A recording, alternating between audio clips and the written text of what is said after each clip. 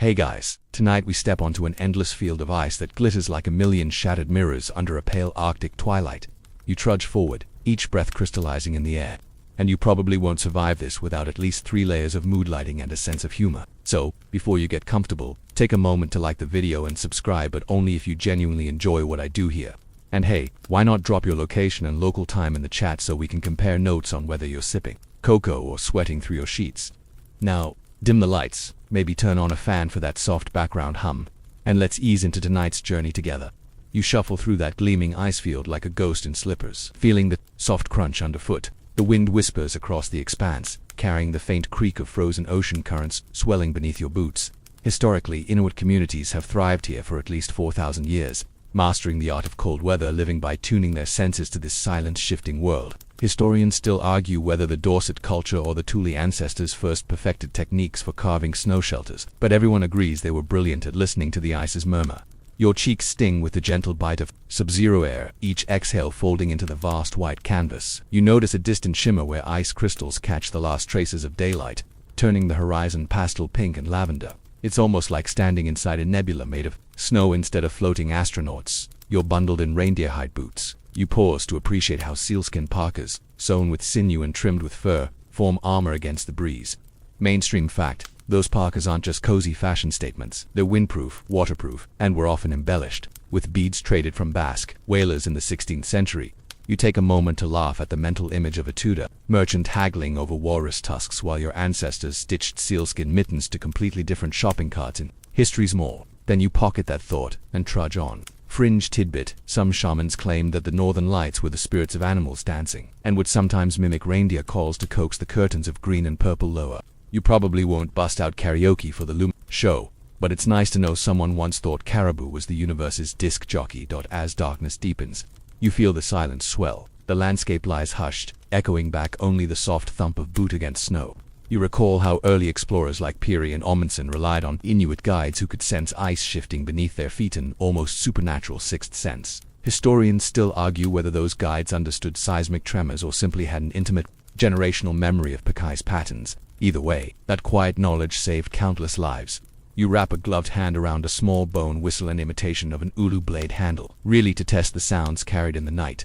The whistle's tone jumps across open ice like a mountain echo, reminding you of distant whale song bouncing undersea.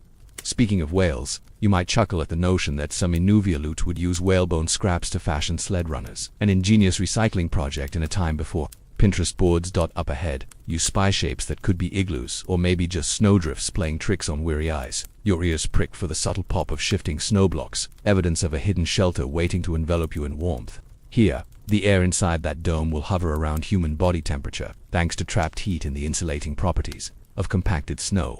Mainstream fact: igloos were often expedient shelters, but some communities built semi-permanent domed villages for seasonal hunting camps. Fringe rumor: a few adventurous travelers claimed their igloos echoed with ghostly songs at midnight, though that may have been the wind slipping through tiny cracks. You stop to recall a childhood cartoon where an igloo played a maraca solo, odd but comforting. Now your steps slow, synchronized with the distant slap of drifting snow settling. The hush is almost holy, a living lullaby coaxing you to breathe deeper, to let your mind float like a snowflake on the breeze. Scholars still argue whether the original igloo builders intended these shapes as spiritual refuges as much as practical shelters. Your heart rate eases as you imagine the warmth waiting behind those snow bricks. Each block is carved at a precise angle so that, when stacked in a spiral, the structure resembles a beehive. The design channels body heat inward and wind currents outward, a brilliant application of geometry by cold climate innovators. You might giggle picturing a medieval scholar with chalk on a slate, scribbling equations to model an igloo's insulation. You trudge closer, anticipation curling in your chest like the steam from a kettle. That's your cue to step inside, to feel the world outside become a hushed blue twilight stain rather than an icy threat.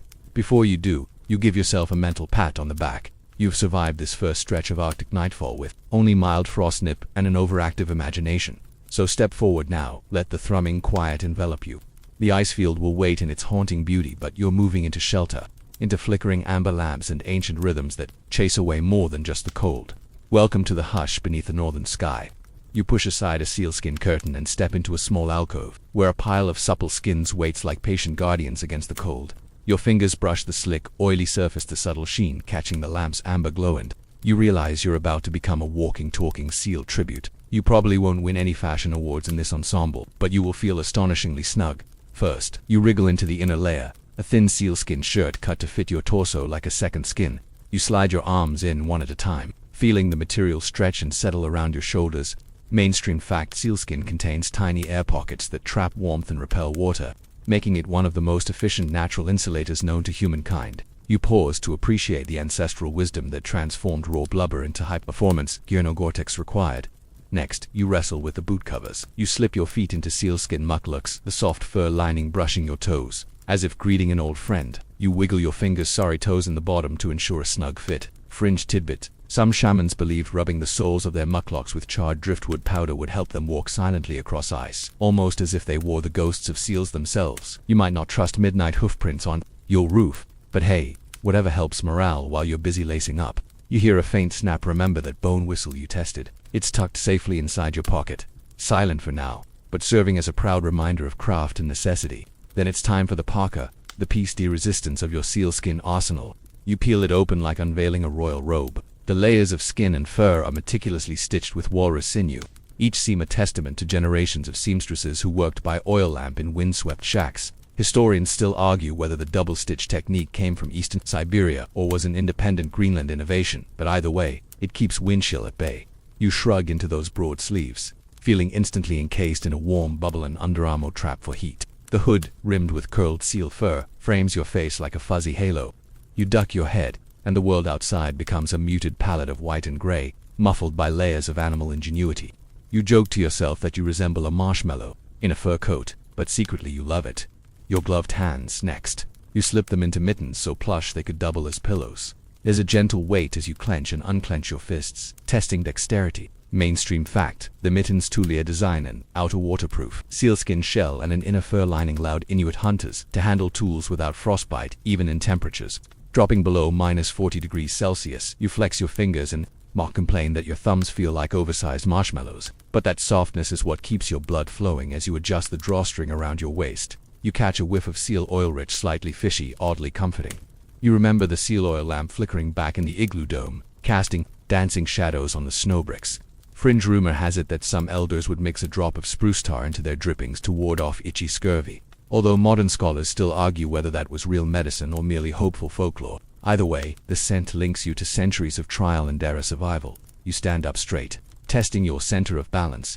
The weight distribution is surprisingly even. The parka's fullness around your torso offsets the mucklock's heft. You glance down at yourself, imagining the silhouette you cut against the night, a mysterious, furry silhouette stalking across the ice like a creature of legend. 3 jokes into this outfit, you quip that you look more like a cross between a yeti and a fashionable hermit, but the thought of a polar bear seeing you feels strangely empowering. You take a slow, deliberate breath, noticing how the sealskin traps the heat rising from your lungs. Each exhale caresses the inner fur, like an invisible hand warming your face from the inside. The sealskin isn't just clothing, it's a living interface between you and the elements. Mainstream fact: Inuit tailors often scraped the skins to an exact thickness, ensuring maximum flexibility without compromising insulation. It's a craft passed down through apprenticeship, a skill set that made entire villages live where others would freeze on the spot. You shift your weight, causing the fur-lined parka to rustle softly, a comforting whisper in the hush of the igloo alcove. Historians still argue whether seals taken in spring produced the best skins for clothing. Some say the pups' winter coats were too soft, while others insist the older seals had thicker blubber making for sturdier hides. You grin at the academic, back and forth, imagining dusty professors and faraway officers passionately debating fur quality while you bask in cozy warmth. Then you test your mobility, lifting one leg to simulate stepping over a drift. Surprisingly, you can move with relative ease. Those careful cuts allow just enough give to traverse uneven ice.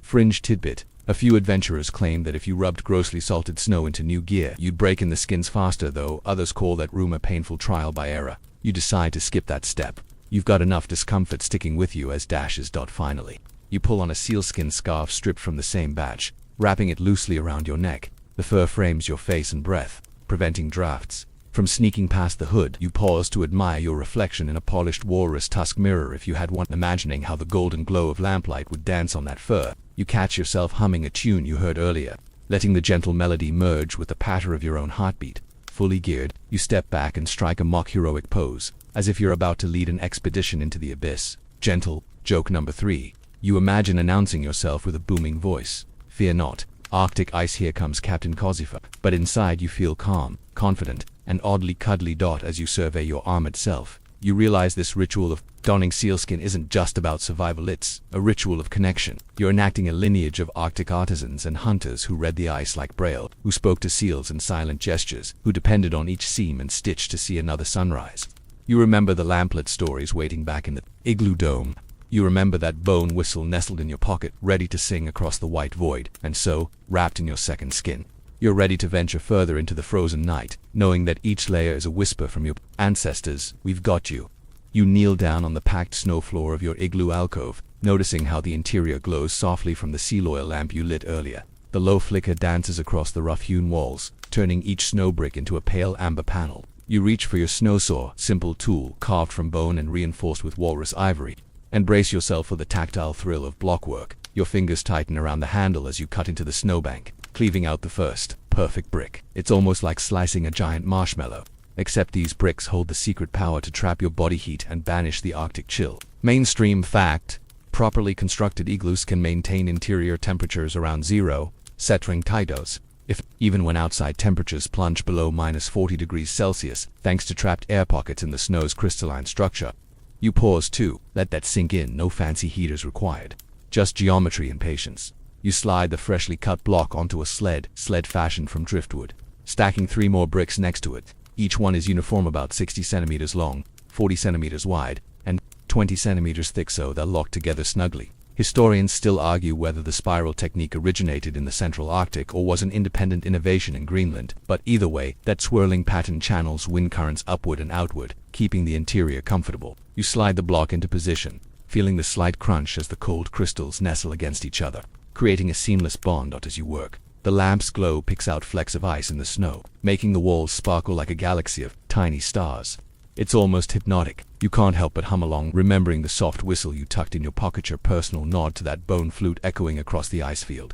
Gentle joke number 1. If you played that inside, you'd probably sound like a ghost, trying to order pizza brick by brick. You spiral the wall upward, each level leaning slightly inward. Your knees protest, but you barely notice. This is muscle memory honed through countless nights of drilling, stacking, and cursing whenever a block shatters under pressure. Fringe tidbit: some builders once claimed they used whale bladder air pockets as insulation inserts between bricks to trap extra warmth, though modern scholars still debate whether that was an actual practice or just hopeful rumor. You tap the wall with your fist. The hollow sound confirms tight seals, though you still feel a sliver of pride when it echoes back cleanly. You stop for a moment to admire the curve forming above you. The blocks rise like geological layers in reverse, an inverted cone of human ingenuity. You brush loose snow from the topmost brick, sending a small avalanche drifting back down. It's nearly silent, a whispering snow sneeze that leaves you grinning. Gentle joke number 2. If sneezes in the Arctic sounded like that, pollen would have to hit a whole new level. Your breath puffs out in white clouds that hang for a heartbeat before evaporating. Inside this dome, the wind's roar becomes a distant lullaby. You slide another block into place, tapping it until it fits just right. Each contact feels like a high five between old friends, a sealskin handshake of the snow world. You test the pitch of the wall, wedging your bone saw between 2 bricks and twisting. It holds firm. You glance back down at the entry tunnel you carved earlier. It's a curved trench dug into the snow, just tall enough to crawl through. That tunnel traps cold air at lower levels, preventing drafts from creeping into the living chamber. Mainstream fact: igloo tunnels also prevent carbon monoxide buildup from lamps and cooking fires by creating a separate air pocket, a crucial safety feature often overlooked in modern reenactments. You give the tunnel a respectful nod. Thank you sign needed here. With each upward spiral, the dome narrows, guiding your gaze toward the circular capstone. You pause to measure the distance. Just 2 more layers, and the skull-like opening for ventilation will be within reach. The lamplight flickers, casting soft shadows that lengthen and contract as you work. You feel like you're grading bricks for a royal palace, except your clientele are sleepy explorers and the occasional curious fox. Fringe rumor: a few old-timers swore they saw tiny ice crystals rearrange themselves overnight, minimizing gaps between bricks. Whether that's a real phenomenon or just wishful thinking, historians still argue whether snow ever settles itself consciously or if it's purely physics at work. You run a gloved hand over a seam. It's imperceptible, proof that winter physics has your back. As the dome's apex nears, your shoulders ache, but you're rewarded by the sight of the nearly complete structure arching overhead. You shift your weight, nestling a block into place as gently as putting a pillow on a bed. The top feels precarious. You could tip the whole dome if you nudge it wrong, but you align it carefully.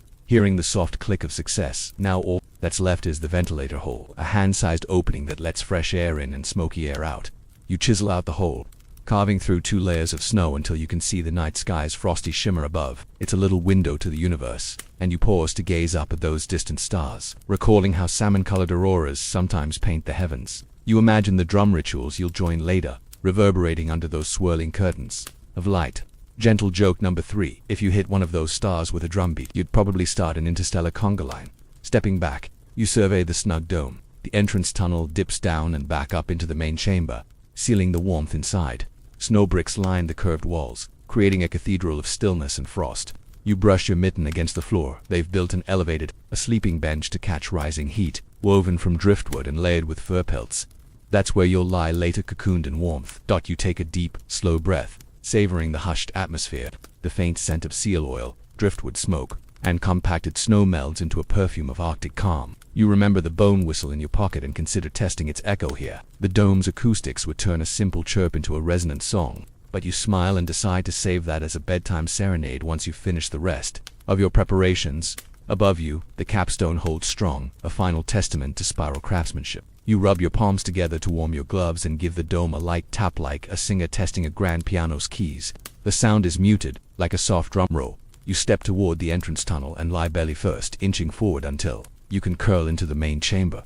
You feel the temperature rise subtly, a welcoming hug of shared body heat and snow insulation. You settle onto the fur-lined bench, hearing the distant wind whistle through the tunnel like a reminder of the wild outside. Here, inside this spiral-crafted sanctuary, that howl becomes a soothing backdrop, a lullaby for the daring. As you snuggle into your sealskin blanket, you appreciate the transformative power of snow, not just frozen water, but living architecture that turns a life-threatening landscape into a personal refuge. And so, with each brick stacked and every seam sealed, you've laid the foundation for the rest of tonight's journey. Stories by lamp, drum beats in the dark, and whispers carried on the Arctic breeze. Sleep might still be hours away, but here, in the heart of your igloo, you're exactly where you need to be. You reach into the corner of your igloo alcove where a bundle of tools lies wrapped in sealskin, and you gently unwrap your ulu knife, the crescent blade glinting in the lamp's amber glow. You probably won't carve the next Michelangelo piece with this, but you will transform raw materials into the essentials of survival.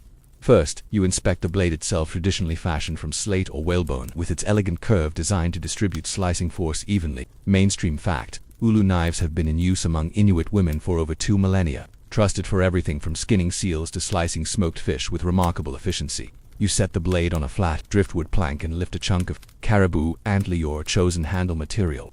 It's dense, smooth, and still warm from last night's fire. You slip a small stone scraper from your pouch, edge worn to a perfect bevel. With measured taps, you begin sculpting the antler, coaxing it into a shape that fits your palm like a well-loved book. Historians still argue whether the classic die-shaped handle evolved for ergonomic comfort during long food preparation sessions or to let hunters slip the knife inside parka sleeves to keep it warm. Either way, you appreciate the quiet geometry of this design. You pause to wipe away fine antler shavings from the plank.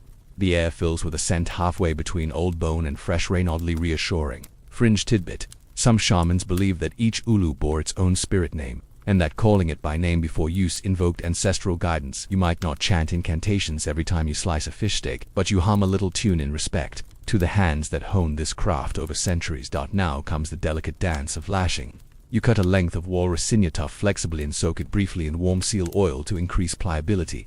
Each twist around blade and handle is snug enough to hold firm but loose enough to flex under pressure. You tug gently to test the bond. No wiggles, no gaps. The knife feels like a living thing under your grip, a partnership of stone, bone, and sinew, ready for action. Gentle joke number 1. If this knife had a Tinder profile, it'd boast swipe right for cutting-edge companionship. With your ulu assembled, you turn to the task of food prep. You unwrap a fillet of char from yesterday's catch, smoked by driftwood embers, and lacquered with seal oil glaze. You place it on the same plank and, holding the knife at a subtle angle, draw the blade through the flesh in one smooth motion. The curved edge hugs the fillet, creating paper-thin slices that curl like ribbons. Mainstream fact: the ulu's design allows cooks to slice food with minimal downward force, preserving delicate textures in fish and game alike. You tuck a slice behind your ear for later, savoring that smoky tang. Between slices, you glance at the igloo walls, recalling how you stacked each snow brick by spiral method. Now, you use the ulu's tip to shave a few curls of snow from a seam, smoothing out rough edges that might let drafts slip through. Fringe rumor: Some builders once layered thin snow shavings between bricks as a secondary seal, believing it trapped warmer air, though scholars still debate whether that practice actually improved insulation or simply added extra work. You press a curled flake into a tiny gap and feel a surge of satisfaction. Your blade's versatility in action. Evening light outside has faded entirely, and the igloo's interior warms by comparison. The ulu rests beside you, its handle still, glossy with sinew and oil.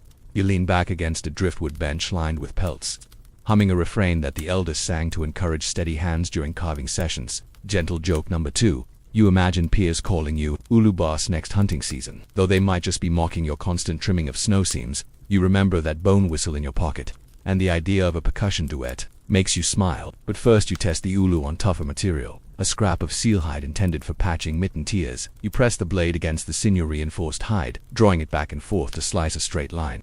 The blade glides, like a tailor's scissors through cloth. Mainstream fact: Inuit artisans often used ulus not just for food but for leatherworking and quilting fur garments. One knife for 1,000 household needs. As you work, you notice faint echoes in the dome, your emotions transforming into a rhythm of scrape, slice, and tap. It feels almost musical, a quiet percussion track to the wind's distant howl. Fringe tidbit: a handful of storytellers claimed that skilled ulu craftsmen could carve entire ivory sculptures of Arctic wildlife under the flicker of a single lamp, though modern historians still argue whether those accounts are embellished or grounded in actual practice. You chuckle at the thought of squirrels and foxes emerging from ivory blocks in your igloo. Next, you prepare a small pile of driftwood fibers, shredded strips you'll use to patch the igloo's ventilation hole cover later. You hold the fibers in one hand and slice them into even lengths with the ulu. Each cut is precise, each piece uniform. You pause to feel the blade's weight in your hand, marveling at how centuries of refinement have slimmed down a tool that once required more brute force. Gentle joke number 3. You muse that if smartphones were around, everyone would be posting "check out my sweet ulu skills" on their snowy Instagram feeds.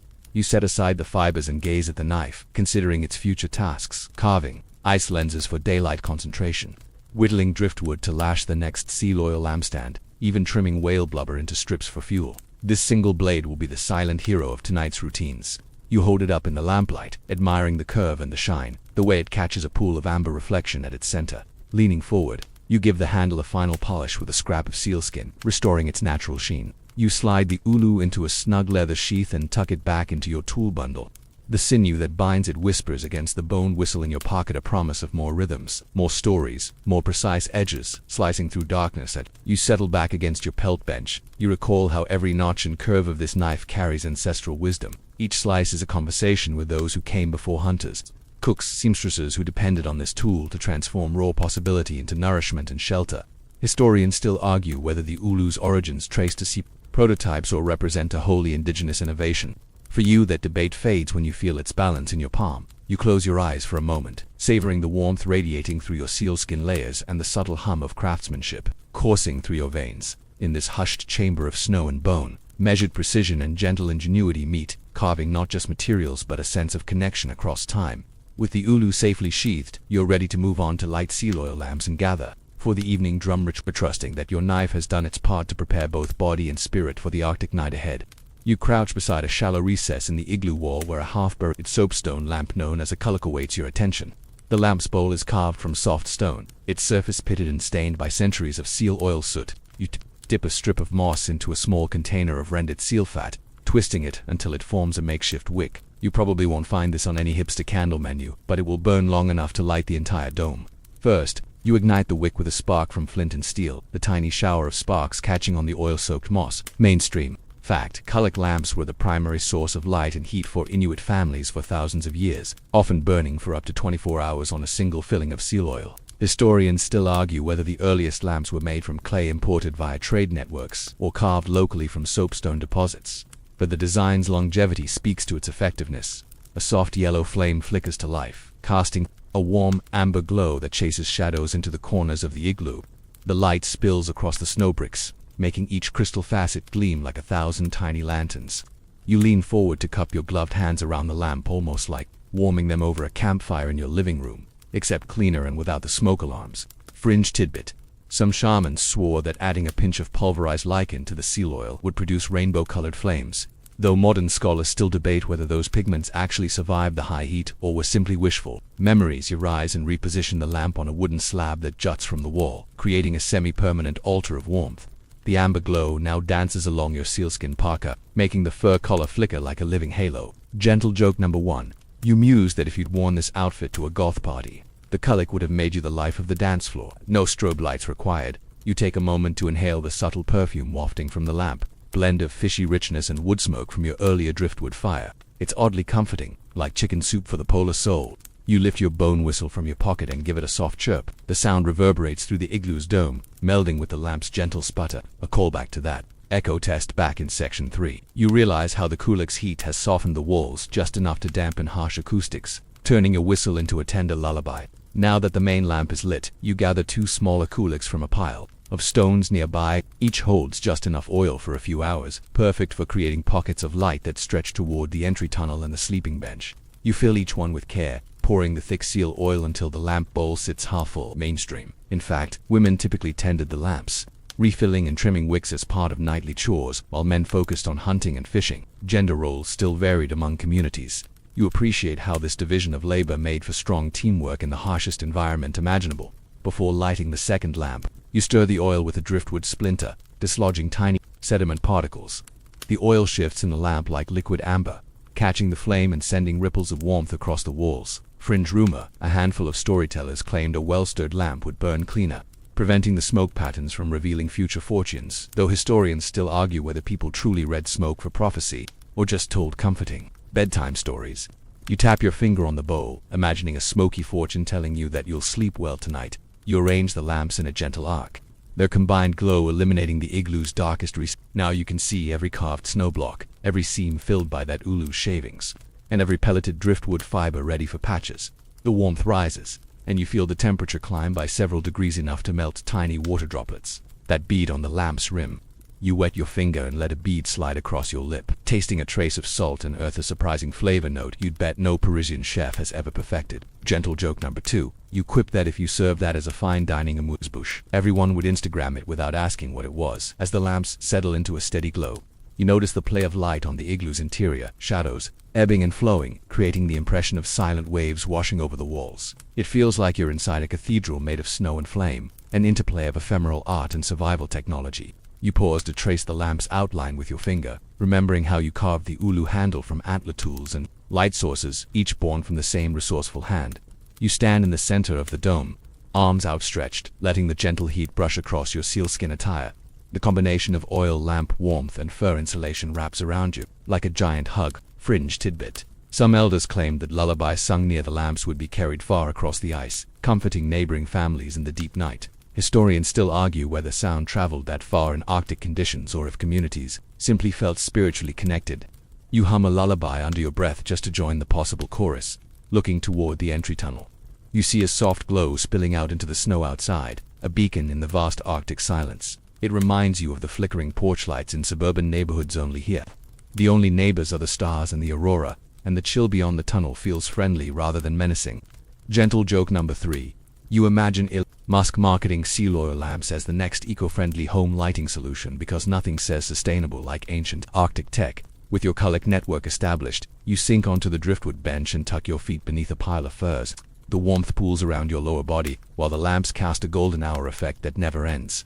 You glance at the highest lamp, remembering that it once guided hunters home through blizzards, its flame a promise of safety and camaraderie.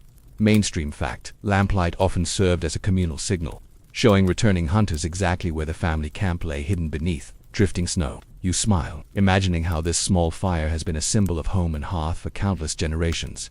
You lean forward to smooth the wick on the third lamp, trimming away charred moss to ensure an even flame. The flame brightens, straightening into a steady tongue. Fringe rumor: some lamp tenders believed that extinguishing a colic with a gentle pinch of snow instead of blowing it out preserved the lamp's spirit.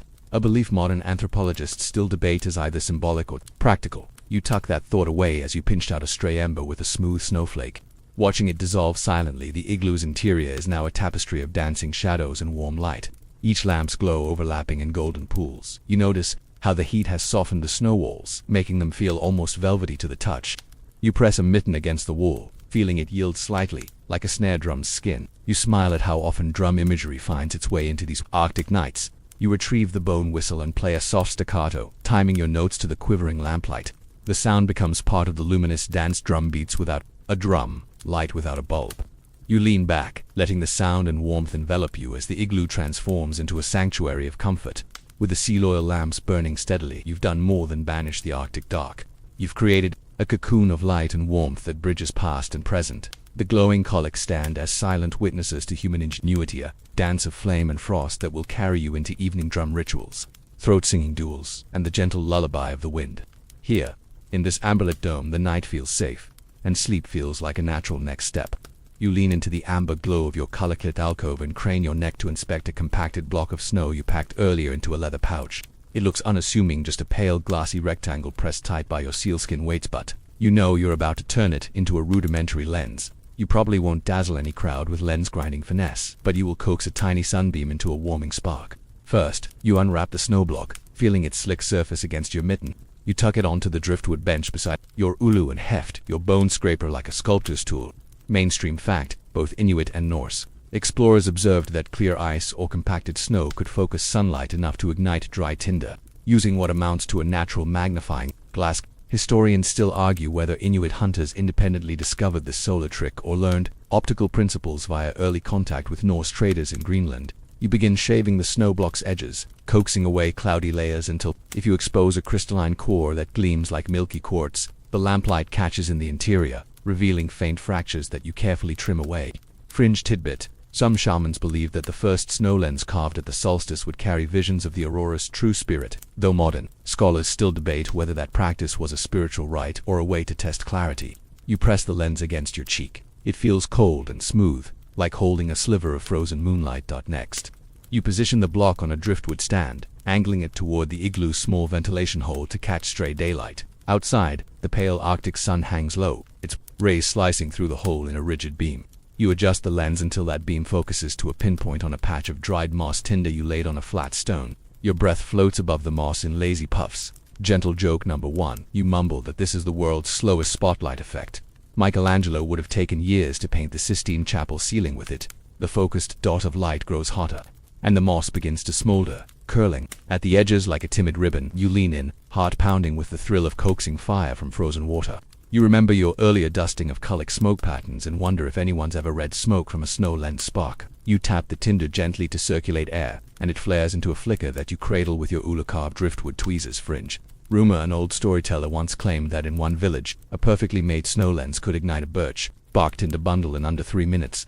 Though historians still argue whether that claim was measured or passed along as boastful campfire lore. You watch the glow spread, then carefully transfer the ember to a prepared pile of dried whalebone fibers. It catches instantly, the threads fanning into a delicate flame. You pause to admire the spectrum of colors dancing in the lenses, Cortini rainbows refracting in the ice. Gentle joke number 2.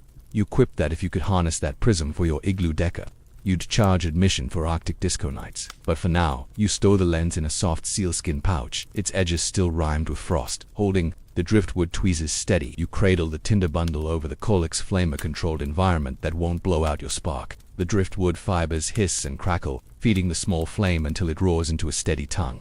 You slide the bundle onto a sliver of fat wood you harvested earlier.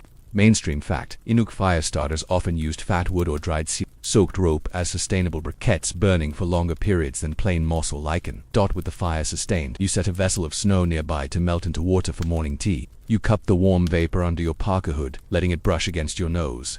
The mingling scents: driftwood smoke, seal oil, crisp snow meld into a singular Arctic perfume. You tuck the burning tinder into a small clay pot lined with more moss tinder, ready to relight your coax when they sputter low. Now that your fire spark is stable, you think back to the igloo walls, spiraled and sealed, promising a microclimate of relative warmth. You imagine shining the snow lens across the dome to send miniature rainbows dancing over the walls, an early form of light show. Fringe tidbit: some elders said they used snow lenses to catch and amplify aurora reflections inside the igloo, creating phantom lights that amused curious children. Historians still argue whether those reflections were optical phenomena or merely vivid imaginations on long winter nights. That is the new flame steadies. You lean back against your driftwood bench and rub your gloves together to thaw the chill from where your fingertips. The flicker of light and warmth reaches your face, and you smile at the ingenuity of compacted snow. You feel a gentle gratitude for ancestors who learned to treat ice not just as a hazard, but as a tool. Gentle joke number 3. You joke that if 21st century gadget gurus ever run out of ideas, they should host a snow lens hackathon in NUUK. You study the tiny blaze dancing in the clay pot and recall your practice carving snow bricks, stacking sealskin layers, and trimming ulu edges. Each step has been an exercise in transforming raw elements, seal driftwood, bone, snow into survival technology. Now, with a stable flame, you've turned the final element, pure Arctic sunlight, into usable heat. You press your mittened palm against the igloo wall again, feeling the faint warmth spreading through the thick snow. That warmth is a promise. The fire will sustain your lamps and cook tomorrow's meal. You smile at the thought of morning tea brewed from melted snow, maybe flavored with dried Arctic willow buds. Historians still argue whether willow tea was a common remedy for seasonal aches or simply an occasional treat. You tuck the driftwood stand and lens back into your tool bundle, securing them with sinew ties. You study the gleaming snow lens in its pouch for a final moment before sliding it beside your ulu in the corner. If the wind howls through the tunnel or the kullik sputters, you'll know just where to reach. But igloo is silent again, save for the crackle of your new flame and the distant hum of bone whistle echoes lingering in the dome. The compacted snow lens, like a tiny frozen sun, has delivered warmth from the sky into your hands. You sit back, letting the warmth pool around you, feeling a profound satisfaction in this alchemy of ice and light. You close your eyes briefly, imagining how this simple optical wonder ties you to centuries of Arctic ingenuity, people who saw potential in every frozen flake. The memory of the lens's rainbow prism sparkles behind your eyelids as you prepare to move on to the next ritual, foraging by lamplight under aurora skies. Here, in this amber and white sanctuary, you've learned to make the sun you're alive in when it barely peaks above the horizon. You unzip the igloo's sealskin flap and slip into the frigid corridor, the tunnel's compressed air greeting you with a whisper of frost. Ahead, the pale aurora hangs low, its green and violet ribbons shimmering like silk scarves caught in a silent breeze. You trudge out onto the hard-packed snow, your mucklucks crunching beneath you, and brace yourself for a gentle scavenger hunt in the cold glow. You scan the shoreline where wind-polished stones glint under the dancing lights. Historically, Inuit families have harvested edible seaweed like dulse and rockweed for centuries, drying it on driftwood racks to add salty umami to stews and pemmican mixes. Historians still argue whether certain prized ocean greens were traded inland along caribou routes or shared only among coastal clans. But everyone agrees that seaweed was a vital vitamin source to stave off scurvy.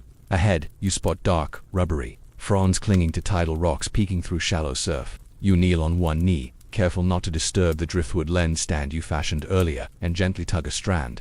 The water droplets sliver off like diamonds, leaving your fingers tingling with cold. Fringe tidbit some shamans once sang quiet chants to the seaweed before harvest, believing it would honor the spirit of the ocean.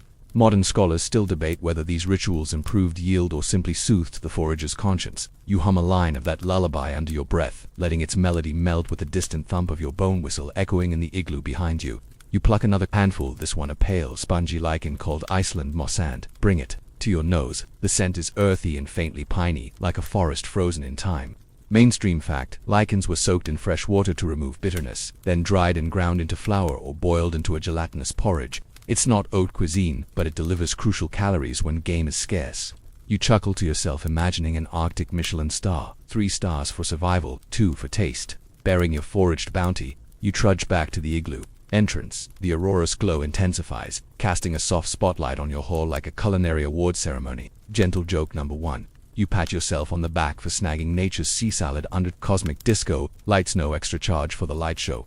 Inside, you dump the seaweed and lichen onto a driftwood table. You recall the warmth pooling around your kuliks waiting to blanch the greens. But first, you inspect your tools: the snow lens pouch, the ulu knife sheath, and the bone whistle tucked into your parka's fur-lined pocket, silent reminders of each step you've taken tonight. It feels like reviewing your toolbox before a home-cooked feast. You drizzle a spoonful of sea oil over a burnished driftwood slab and ignite it with your kulik's flame.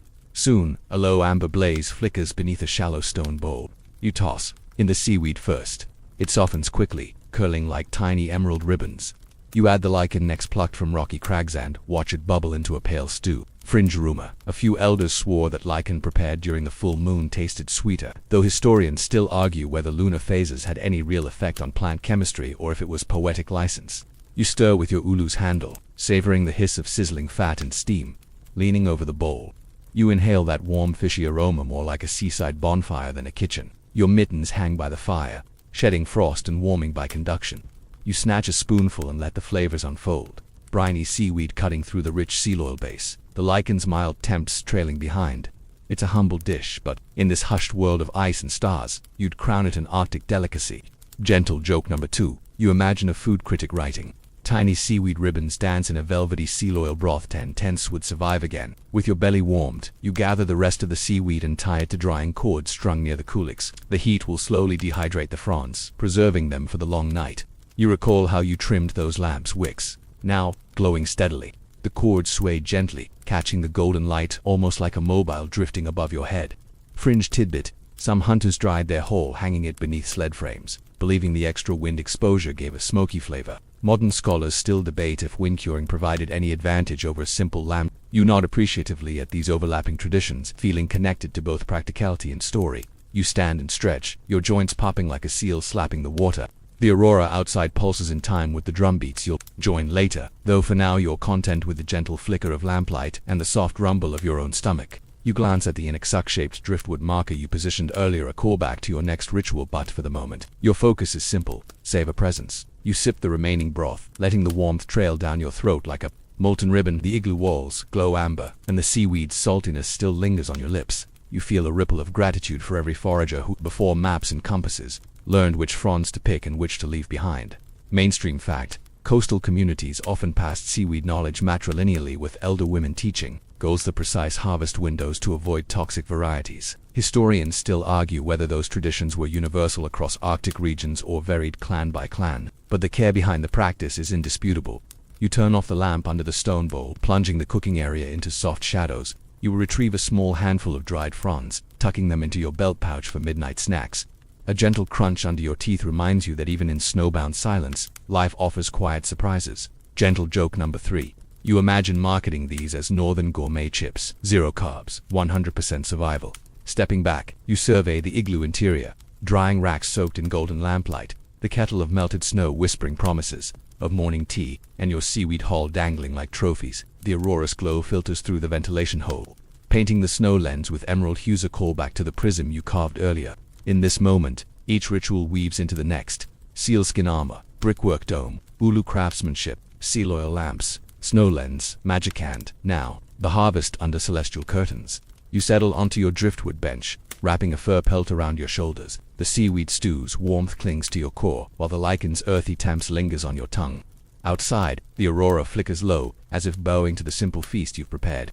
You cradle a handful of dried fronds like a lost trinket, feeling the hush of the Arctic night press gently around you. Historians still argue whether seaweed consumption peaked in winter months or was a year-round staple. But here, in late night, foraging under aurora skies, you understand its beauty and necessity. Fringe rumor aside, you know that singing to those sea greens likely did nothing for their growth. But anything that makes you smile under the northern lights is worth the effort. You lean back, letting the amber glow and residual warmth lull your muscles into relaxation. The distant thump of your bone whistle lingers in your mind, a soft echo of tonight's Arctic symphony. And with the taste of ocean ice and moss on your breath, you prepare to follow Inuit markers toward the next chapter of drum rituals in the heart of midnight. You rise from your driftwood bench, sealskin pelt wrapped around your shoulders, and step toward the igloo's entrance tunnel. The amber glow fades behind you as you crawl out into the crystalline hush. All around, the Arctic night yawns wide and white, offering no footprints and no landmarks, just an endless canvas of snow under auroral curtains. Your breath puffs out in soft clouds as you trudge forward, guided by the gentle flicker of your bone whistle echoing in the distance. Ahead, you spot the first Inuit standing sentinel atop a low ridge, a silent stone cairn assembled like a prehistoric parking sign. Mainstream fact: Inuit communities have erected Inuksut plural for centuries, using them to mark hunting grounds, safe passages, and sacred sites across featureless tundra. Historians still argue whether the earliest Inuksut marked seasonal fishing spots or served primarily as spiritual guardians, but their importance in navigation is undisputed. You approach it reverently, running a gloved hand along the cool, lichen-speckled stones. The Inuksuk's base is too broad, flat rocks set upright, with a horizontal capstone perched like a stone eyelid watching over the land. You imagine the ancient builders balancing those slabs precariously by hand and sinew lashings, trusting that wind and frost would not topple their cairn. Fringe tidbit: some elders believed each Inuksuk housed a spirit guide talked to it properly, and it might warn you of thin ice ahead. You murmur a greeting, half expecting a whisper carried on the breeze. With a gentle creak of snow underfoot, you continue along the faint path delineated by these stone guardians. Each Inuksuk stands at regular intervals, some simple stacks, of 2 or 3 stones, others almost human-shaped with outstretched arms. You appreciate the subtle artistry. The stones vary in size and color, from pale granite to bluish schist, each chosen for balance and visibility against snow. Gentle joke number 1. You wonder if these cairns ever formed the world's chillest game of follow the leader. As you progress, the wind picks up, swirling tiny snow crystals in spirals at your boots. You tighten the drawstring on your parka hood and recall how your ancestors read the ice's whisper.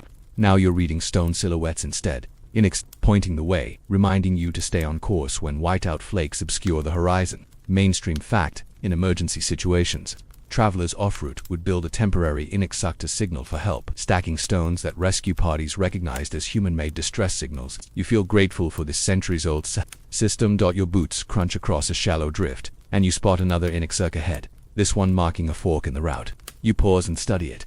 3 stones upright supporting a long horizontal capstone that points unmistakably due north. Historians still argue whether directional Inuit were originally calibrated to true north using the North Star or simply oriented by trial and error.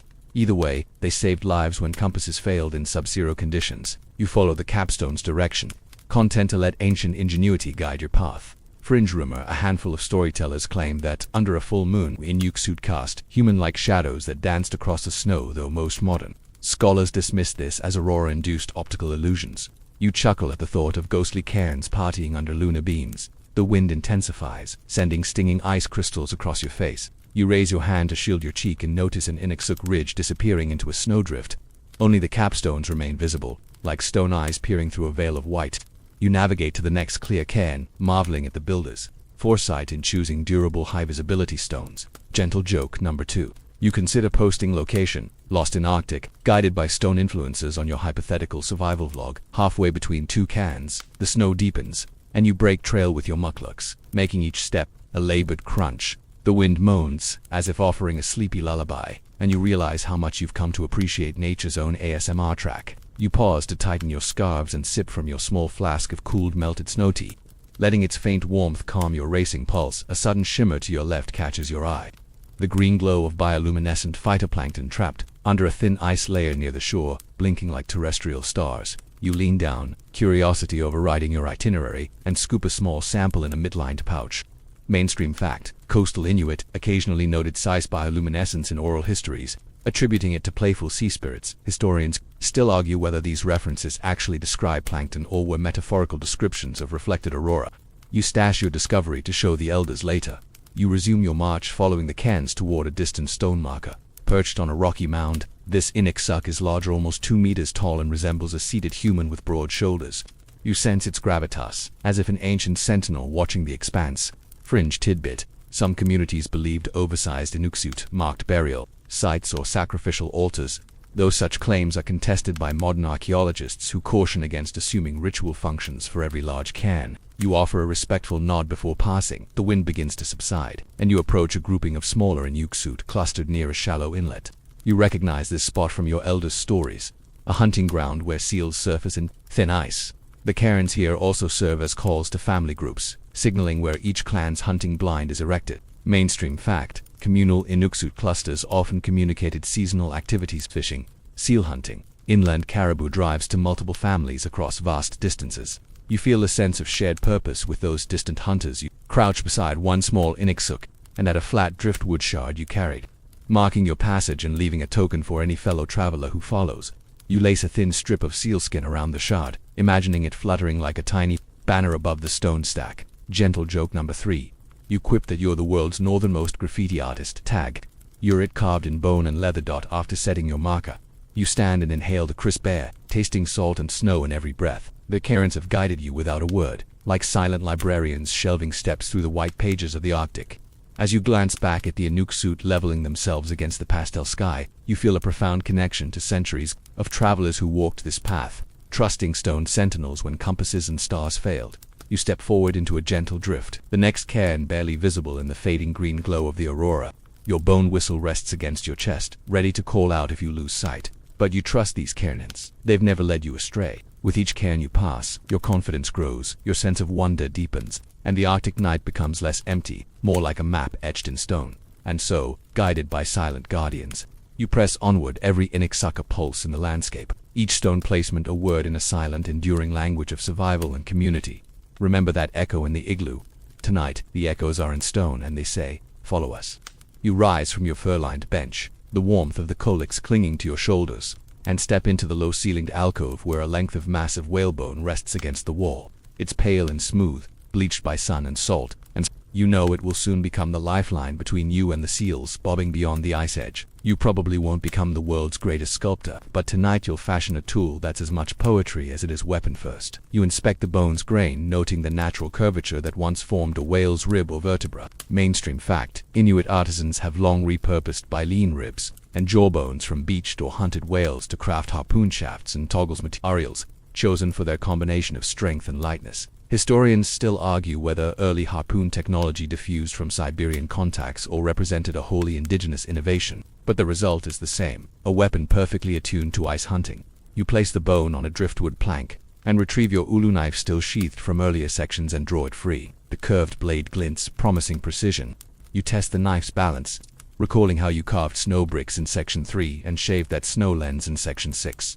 Now those same instincts guide each slice of bone. Fringe tidbit: some elders believed that carving harpoons under a waxing moon imbued them with added luck, though modern scholars still debate whether lunar timing truly improved hunting success or simply boosted hunter morale. You hum a little chant you picked up studying throat singing in Section 11, letting its rhythm keep your stroke steady. You carve a rough taper at one end of the bone, shaving long curls that pile at your feet like pale ribbons. Each curl smells faintly of brine and old marrow, a scent that tugs at memories of open water shimmering under midnight sun. Gentle joke number 1. You imagine writing bone harpoon kit. Just add ambition in a survival supply catalog, complete with sealskin carrying case. Once the taper is smooth, you drill a small hole near the thicker end, using a bone and a piece of heated driftwood for torque. Smoke spirals upward, painting the ceiling with curling tendrils. You thread a length of braided walrus sinew through the hole, knotting it securely. Mainstream fact: toggling harpoon heads were often lashed with sinew because its tensile strength and slight elasticity kept heads from cutting through sealed blubber when the animal thrashed. Historians still argue whether the classic toggling design emerged first in the eastern Arctic or was influenced by Norse trading posts in Greenland. You set aside the sinew-wrapped shaft and turn to the harpoon head, a separate piece carved from a smaller segment of whale fang, sharpened to a razor's edge. You score the wood with light cuts, forming barbs that will anchor deeply in a seal's thick hide. The bone accepts your cuts like butter, each spiral chip a testament to patient craftsmanship. Fringe rumor: a few shamans engraved protective runes or animal motifs along the shaft, believing the spirits of carved creatures would guide the harpoon true, though anthropologists still debate whether such engravings were common practice or rare ceremonial exceptions. You trace your finger over a stylized whale etching, whispering a quiet thank you to the ancient carvers. You slide the head onto the tapered shaft, testing the fit. It's a precise partnership. The wood and bone meet without gaps, promising to stay locked under tension. You lash the joint with more sinew, wrapping in tight spirals and finishing with a secure hitch. You tug on the head, it holds firm, gentle. Joke number 2. You muse that if this harpoon had a dating profile, its qualities section would read strong connection, built to last, minimal gaps. Next, you prepare the line. You unspool a coil of braided seal and test in cordage: lightweight, water-resistant, and nearly indestructible. You tie one end to the harpoon's rear eyelet with a double fisherman's knot and coil the remainder neatly. Beside you, mainstream fact: Inuit cordage made from animal intestines or sinew could stretch slightly under load, absorbing shock when a seal plunged under ice, reducing the chance of brittle line breakage. Scholars still argue whether braided cord or raw sinew was preferred in different regions, but both variants attest to ingenious material use. You pause, arranging the finished harpoon on a patch of clean snow, its sinew line coiled like a sleeping snake. The lamplight turns the ivory-white bone into a pale lantern, and you grin at the sight. Fringe tidbit: a handful of old hunters claimed that hearing the sinew sing a high-pitched squeak from friction meant the harpoon was properly tightened, though modern scholars still debate if that effect was real physics or poetic license. You gently tug the line, listening for that mythical squeak. Stepping outside the igloo tunnel, you carry the harpoon with reverent care, its line wrapped around your gloved hand. The ice edge beckons, jagged with ridges and pocked by pools. You recall how in Section 8 the Inuit suit guided your path. Now the horizon itself is your guide, no cairns needed. The wind carries the scent of open sea, and you trudge toward the thinning ice floes where seals gather. Your heart quickens with anticipation. You remember the seaweed feast from Section 7 and the comfort of lamplight from Section 5. But here, in this moment, you're a hunter, again focused, poised, alive. You squat beside a thin patch of ice, where a seal's dark head occasionally bobs up. You coil out a meter of line, careful not to tangle. The seal surfaces directly opposite you, its glossy eyes blinking against the cold. Gentle joke number 3. You imagine signaling to the seal with a polite wave. Mind if I borrow a bit of dinner? You draw back the shaft, aligning the tip with the seal's slipstream. The wind is calm, perfect for an unobstructed throw. You release in a smooth arc, the harpoon flying like a silent oath. Time slows, the bone shaft cuts through cold air, the sinew line following in a graceful arc. Mainstream fact: experienced Inuit hunters could launch their harpoons over 20 meters with accuracy sufficient to pierce blubber and hold fast. Historians still argue whether early hunters developed throwing techniques independently or refined them through contact with Norse spearmen, but nobody disputes the skill involved. The harpoon strikes true, toggling beneath the seal's hide. With a muted snap, you feel the tug through the line, a living reminder of connection between predator and prey. The seal dives, dragging line across the ice with a rasping hiss. You dig heels into the snow, bracing yourself, recalling the sealing methods described by early explorers like John Ross in the 1830s. Fringe rumor: some hunters claim that if you sang a soft lullaby through your bone whistle during the pull, it soothed the animal's spirit, though anthropologists still debate if these stories were metaphors for hunter calmness or actual sound rituals. You hum quietly, anchoring your feet and heart. The line unspools, rattling over ice ridges. You lean back, using your body weight to slow the seal's frantic escape under the ice. Minute by minute, you coax it nearer, mindful of thin spots and unseen cracks. The harpoon remains locked firm, sinews stretched taut but unbroken. You recall the Inuit toggle design from earlier. It works as promised, angle holding strong against the seal's thrusts. Finally, the seal's strength wanes. It surfaces again, panting, its gorgeous, glassy eyes filled with wild resignation. You inch forward on hands and knees, careful not to spook it into a final dive. With a swift motion, you secure the line around a driftwood anchor, locking the beast in place. Mainstream fact: hunters often let seals tire themselves before finishing the kill, ensuring a humane catch and preserving meat quality. Historians still argue whether field butchering occurred on the ice floe or back in the camp, but either way, respect for the animal was paramount. You slide your ulu from its sheath and approach with solemn steps, offering a quiet apology for the life you take. The seal drifts in the icy pool, its breath misting in frosty puffs. Fringe tidbit: a few elders recounted dreams in which the seal's spirit guided families to rich feeding ground stories. Modern scholars still debate as myth or coded Inuit ecological knowledge. You whisper thanks, feeling the weight of tradition in your heart. Gathering your tools, you haul the seal onto the ice and begin field dressing with the ulu's curved precision. Each cut follows the grain of blubber, separating meat neatly from hide. The harpoon shaft lies ready for reuse, its toggling head intact and sinews still supple. You pause to admire how bone, sinew, and whale spirit have collaborated to sustain your life tonight. With the seal secured and your harpoon rebuilt, you sweep the foreshore of stray bones and scraps, leaving no trace beyond respectful gratitude. The moon glows low, the aurora drifts overhead, and you stand victorious yet humbled, a participant in an ancient dance of hunter and hunted. As you pack your spoils for the trek back through inexplicable paths, you feel the harpoon's empty shaft in your hand, a promise of tomorrow's feast and stories yet to be told. You trudge through the igloo's shadowy entry tunnel, harpoon strapped to your back, and step into the central chamber where a circle of family members huddles beneath colic lamps' amber pools. The air hums with anticipation, thick with a mingled sense of seal oil smoke and warm fan echo of the feast you've just harvested. You probably won't lead this drum circle on TikTok, but tonight you'll help weave a rhythm strong enough to push back the polar night.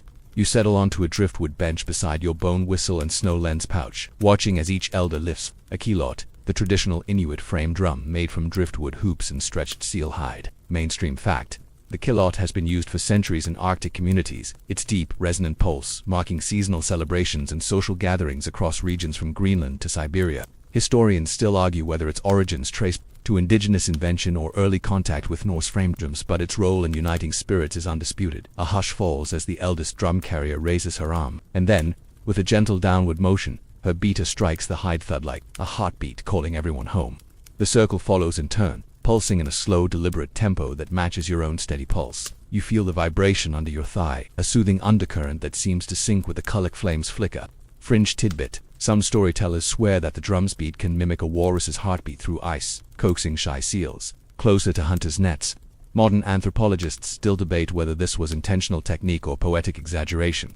The rhythm swells, and you lean in to join, tapping your bone whistle softly against your palm before lifting it to your lips. Your single note weaves through the drums, a bright counterpoint flying across the hush. Gentle joke number 1. You muse that this is the world's slowest heavy metal gig. No screaming fans, just a congregation of ancestors swaying in fur-lined seats around you. Faces glow in soft silhouette, eyes closing as memories of past hunts and childhood laughter flicker in their minds. You'll recall the seaweed foraging under Aurora in Section 7. How each morsel tasted like victory over frost, and here, the drumbeat tastes like collective triumph. You feel connected to every soul who ever tapped hide in this frozen vastness. Each strike a whispered promise. You are not alone. The tempo shifts subtly faster now, but still gentle like a heartbeat quickened by excitement. Mainstream fact: Inuit drum dances often accompany storytelling and competitive displays of throat singing, functioning as both entertainment and social glue. You remember the playful throat singing duels from Section 11 and imagine how your drum duet with the bone whistle might fit into that sonic tapestry. Historians still argue whether drums originally served ritualistic healing purposes or evolved purely as communal recreation, but their power to unite remains clear. You rise smoothly, drawing a small hand drum from your lap, a miniature kilot you carved from driftwood shards. You raise it, align the seam to your forearm, and strike with a light sinew-wrapped beat up. The sound ripples through the circle, coaxing a nod from the elder to your right. You grin, pleased. You're in sync. Fringe rumor: a few shamans claimed drums could chase away malevolent wind spirits and prevent snowdrifts from forming too high. Though modern researchers debate whether this was early weather magic or simply a comforting superstition, the beat swells again, a communal heartbeat echoing beneath the snow dome. As the rhythm pulses, you feel warmth climb from your toes to your chest, dispelling the last vestiges of fatigue from your seaweed feast. You glance at the Ulanic drumstick's companions, one carved with whaletail motifs, another inlaid with bits of walrus ivory. Each beater carries its own history, one from your aunt's wedding drum, another from your brother's fishing crew. Together, they form an ensemble of memories. Gentle joke number 2. You imagine these drums in a boy band, Backstreet Ice Drummers, touring the tundra with synchronized parka spins and fur coat pyrotechnics. But for now, the only fireworks are the aurora flaring beyond the ventilation hole, dancing overhead in time with your pulse. The drum's cadence slows, shifting into a lullaby tempo, long rolling beats that resemble low tidal waves washing over frozen shores. You close your eyes and lean forward, letting the hush settle in your bones. You recall the snow bricks you stacked in Section 3, the precision of each spiral layer working in harmony just like these drum tones, each feature perfect to create a cozy refuge. You lift your head slightly, catching the soft glow of the snow lens prism bouncing rainbows on the opposite wall.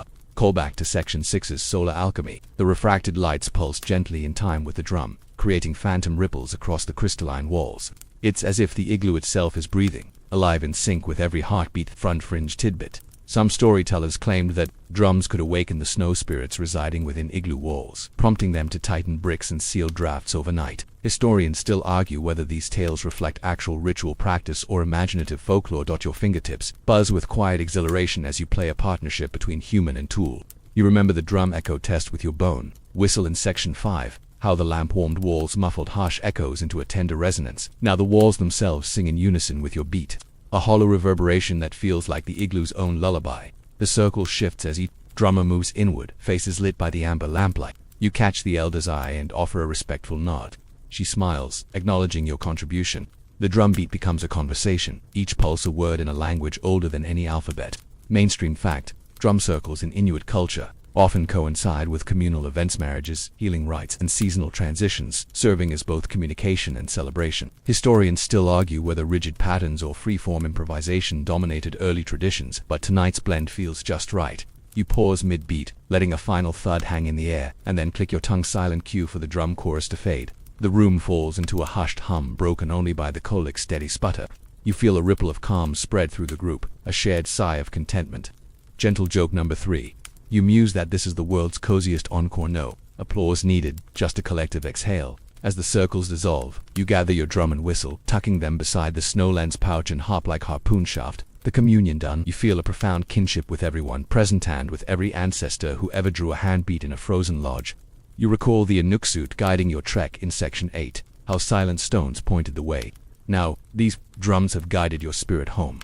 You rise, stretching muscles warmed by rhythmic motion, and step into the tunnel that leads back to your alcove bench. The amber glow welcomes you like an embrace, and you clutch your instruments close. In this space of sound and warmth, you've woven body, voice, and tool into a protective tapestry, one that will cradle you as you drift towards sleep. Here, beneath drifting snow and flickering flames, the pulse of the drum taps a final lullaby against your heartbeat. You exhale deeply, the echo still reverberating in the hush. With your drum and whistle stowed, you're ready for the next chapter. Throat-singing echoes and lamplit stories that will spin the night further into dream. You slide off the driftwood bench and settle cross-legged beside your drum kit. the Kulik's amber glow casting soft shadows on the igloo's curved walls.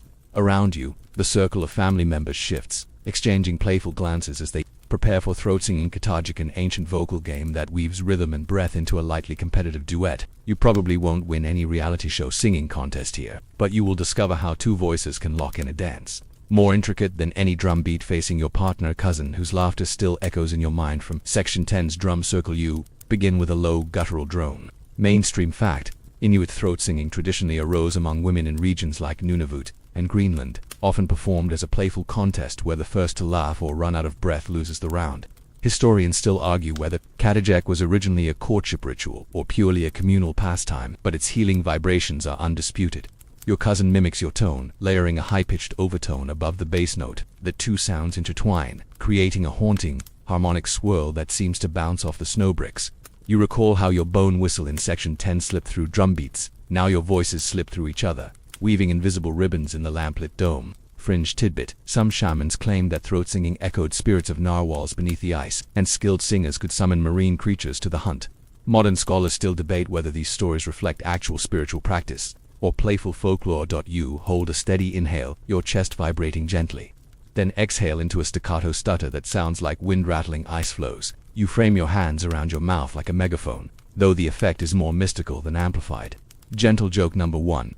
You muse that if this were karaoke night in Nuuk, you'd be banned for disturbing the fish. Your competitor drops into a deep resonant growl, and you respond with an airy whistle on homage to that bone flute echo you tested back in Section 3. The collision of sounds fills the dome, and you feel the igloo itself pulsate, as though its snow bricks are humming along. You remember the snow lenses prism in Section 6, how it turned light into rainbows here. You're turning breath into music. The tempo quickens, and each inhale feels more urgent. You focus on not breaking character if you laugh or hiccup. The round ends. You steal a glance at your cousin's concentrated face. Their cheeks are puffed, eyes gleaming with mischief. You barely suppress a grin, knowing that in a second you'll crack up over some absurd overtone. Fringe rumor: an old storyteller swore that the longest throat-singing bouts once lasted over 5 minutes without a single laugh, though I still argue whether that claim was mythic exaggeration or recorded endurance. As your breath trembles, you feel a physical connection to every ancestor who practiced Katajic in winter camps, their voices echoing down the centuries. Mainstream fact: throat singing was often accompanied by rhythmic foot stomps or hip sways to maintain balance on uneven snow floors. You tap a heel against the driftwood bench, adding a percussive element to your duetent impromptu. Call back to the drum patterns of Section 10. Gentle joke number 2. You imagine marketing a throat sing and chill meditation app complete with ambient bellows and Arctic wind ASMR. But here, in the hush of the igloo, each hollow rumble serves as its own lullaby. Your cousin's trill breaks a high squeal that cracks the mood, and you burst into laughter first, conceding victory in this playful duel. The circle applauds softly, the Kulik's flame dancing brighter in approval. You both exchange breathless bows, each inhalation a testament to the lungs' resilience in cold air. After a brief pause, the circle invites you to switch partners, giving everyone a chance to try. You pair with your aunt, whose deep experience of past winter nights lends her voice an almost ceremonial weight. As you begin, you adjust your tone to match her slower, richer cadence. Historians still argue whether throat singing techniques diffused regionally via marriage networks or developed independently in separate Arctic pockets, but your aunt's style hints at a lineage older than most family trees. You mirror her low pitch before venturing into playful glottal breaks, each sound echoing like distant seals barking under ice. Fringe tidbit: certain lineages claimed exclusive throat-singing songs unique to their clan, taught in secret to young women. Modern researchers still debate whether these distinct repertoires constituted true dialects or flexible personal styles. The duet continues until a whispered cough from your aunt ends the bout. You smile, grateful for the shared breath and silent story woven between you. The circle settles into a companionable hush, the only sound the Kulik's sputter and the soft rustle of fur clothing. As you rest, you recall the rhythmic drum echo from Section 10, the bone whistle's dialogue, and the way the igloo snow walls transformed every sound into an intimate concert hall. You lean back, hugging your knees, and listen to the distant rhythm of dripping meltwater from the Kulik, nature's own counterpoint to human song. Gentle joke number 3. You mused that if you'd recorded these sessions and posted them online, they'd go viral as Arctic ASMR throat-sing medley, complete with ice crack sound effects. Yet here, unamplified and unscrewed, the performance feels even more sacred. You allow your mind to drift over the night sequence, layering sealskin armor on icy plains, stacking snowbricks in a perfect spiral, carving your ulu and harpoon, coaxing lamp flames, crafting snow lenses, foraging under auroras, navigating by Inuit suit. beating drums and communal heartbeats, and now layering vocal chants that ripple through time, each ritual built on the previous, weaving a seamless tapestry of survival and celebration. The circle breaks as the eldest elder proposes a final group song, a slow, hypnotic chant that merges every voice into a single drone. You join in, your voice easing into the collective hum. The sound deepens, stretching outward like low ocean waves, enveloping every listener in warmth. Mainstream fact: collective throat singing ceremonies often served as community bonding during the long polar night, reinforcing social ties and mental resilience. Historians still argue whether such gatherings were strictly gendered or occasionally included male participants, but tonight's inclusive circle feels as balanced as the candlelight itself. You let the final tone fade, then exhale in a long, slow breath that resonates in the igloo's hush. The community's shared melody lingers in your bones, a gentle echo that promises unity against the seeping cold outside. With voices stilled, you join the circle in a moment of silent gratitude. You feel the warmth not just from lamp and fur, but from the communal breath you've shared. That warmth will carry you into the next chapter. Stories by lamplight that blend history and myth into a bedtime narrative. You rise, thanking each partner with a soft nod and returning to your alcove bench. The kulak still glows, ready for the next ritual. You slide your bone whistle into its pouch and pat the snow. Lens case quiet companions awaiting tomorrow's spark as you prepare for the next act. You carry the reverberation of throat singing in your chest. It's a reminder that in this world of ice and stone, human voices remain the hottest currency capable of forging connection, staving off despair and guiding you gently toward sleep.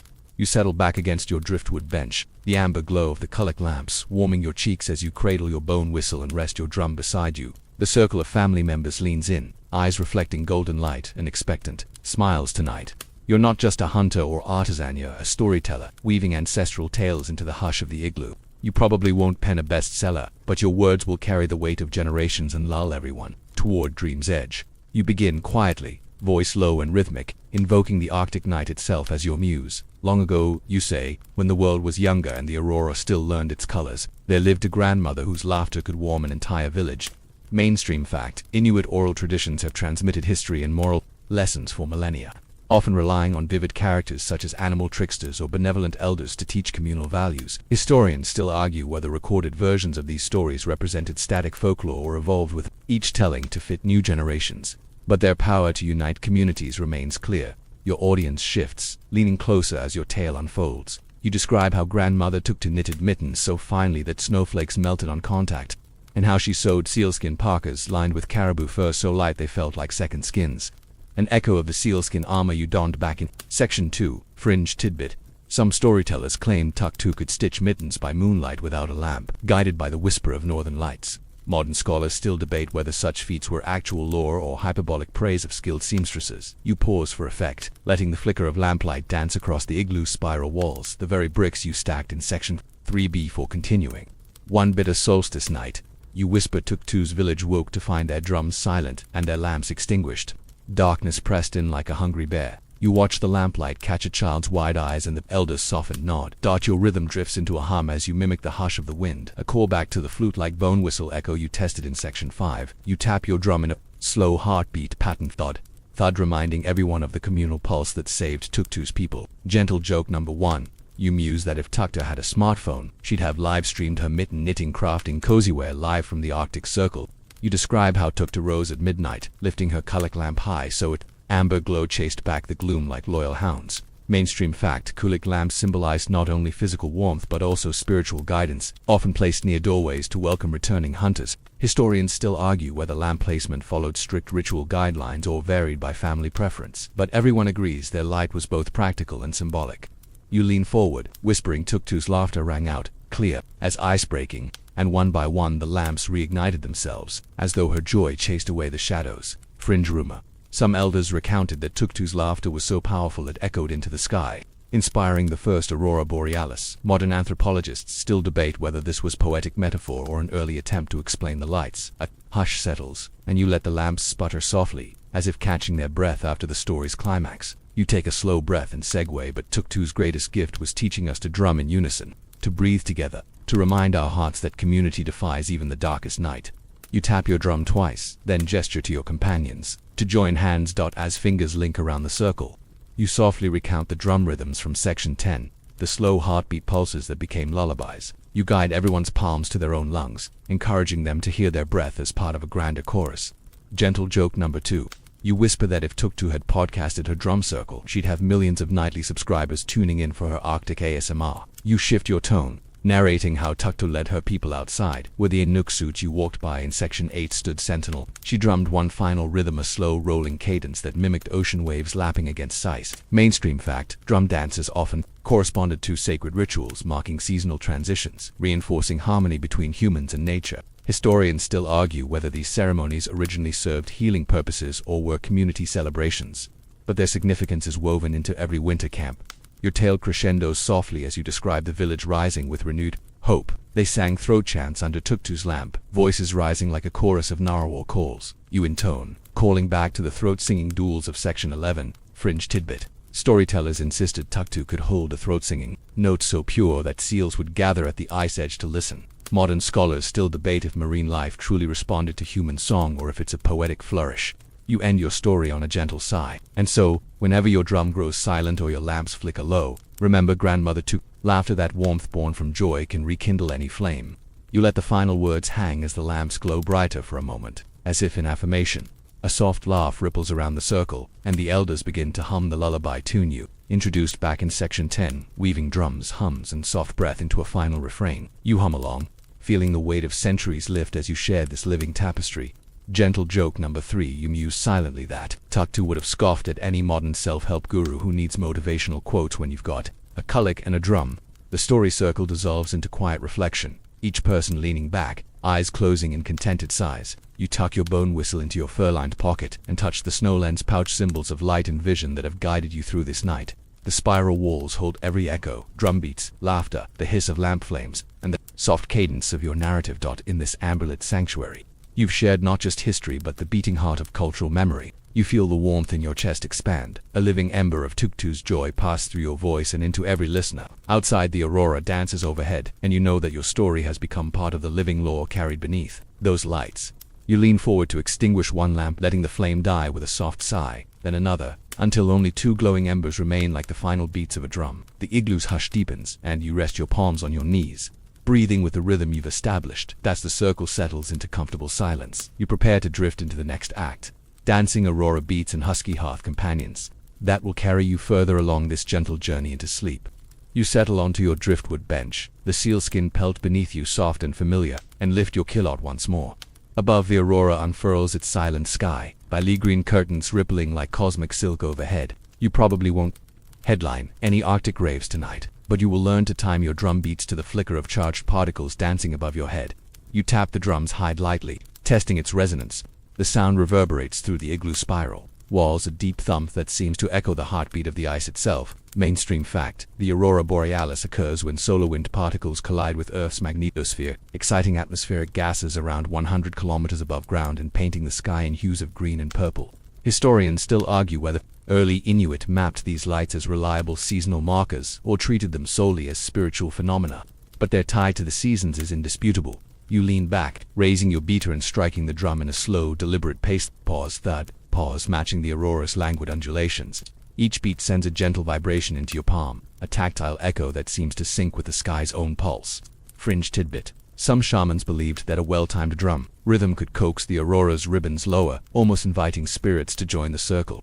Modern scholars still debate whether this was actual ritual practice or poetic metaphor for weather prediction. You pause to tap out a query rhythm, tapped up, imagining the lights dipping closer in response. The green waves overhead shimmer in sudden crescendos, and you follow with a quickened beat, thud thud thud, mirroring their flicker. Gentle joke number 1. You muse inwardly that if you streamed this live, you'd title it Drum and Aurora Arctic Dubstep Light. But here, unamplified, the interplay feels sacred as your palms guide rhythm. You recall the bone whistle's bright notes from earlier sections, how its melody wove through drums as light wove through snow. You lift the whistle, giving it a single soft chirp between drum cycles, an improvised duet of percussion and pitch. The echo bounces off the snow bricks, a high lilt trailing the aurora's low-frequency hum.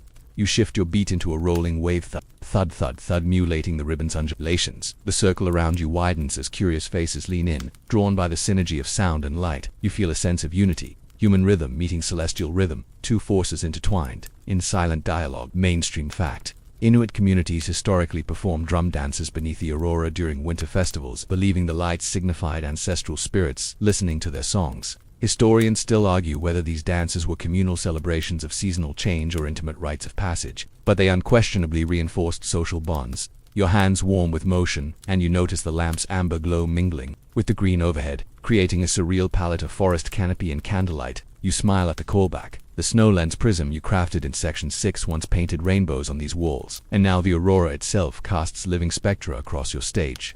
Fringe tidbit: a handful of storytellers claimed that if you drummed a perfect 4-beat cycle, the auroral curtains would part to reveal hidden constellations.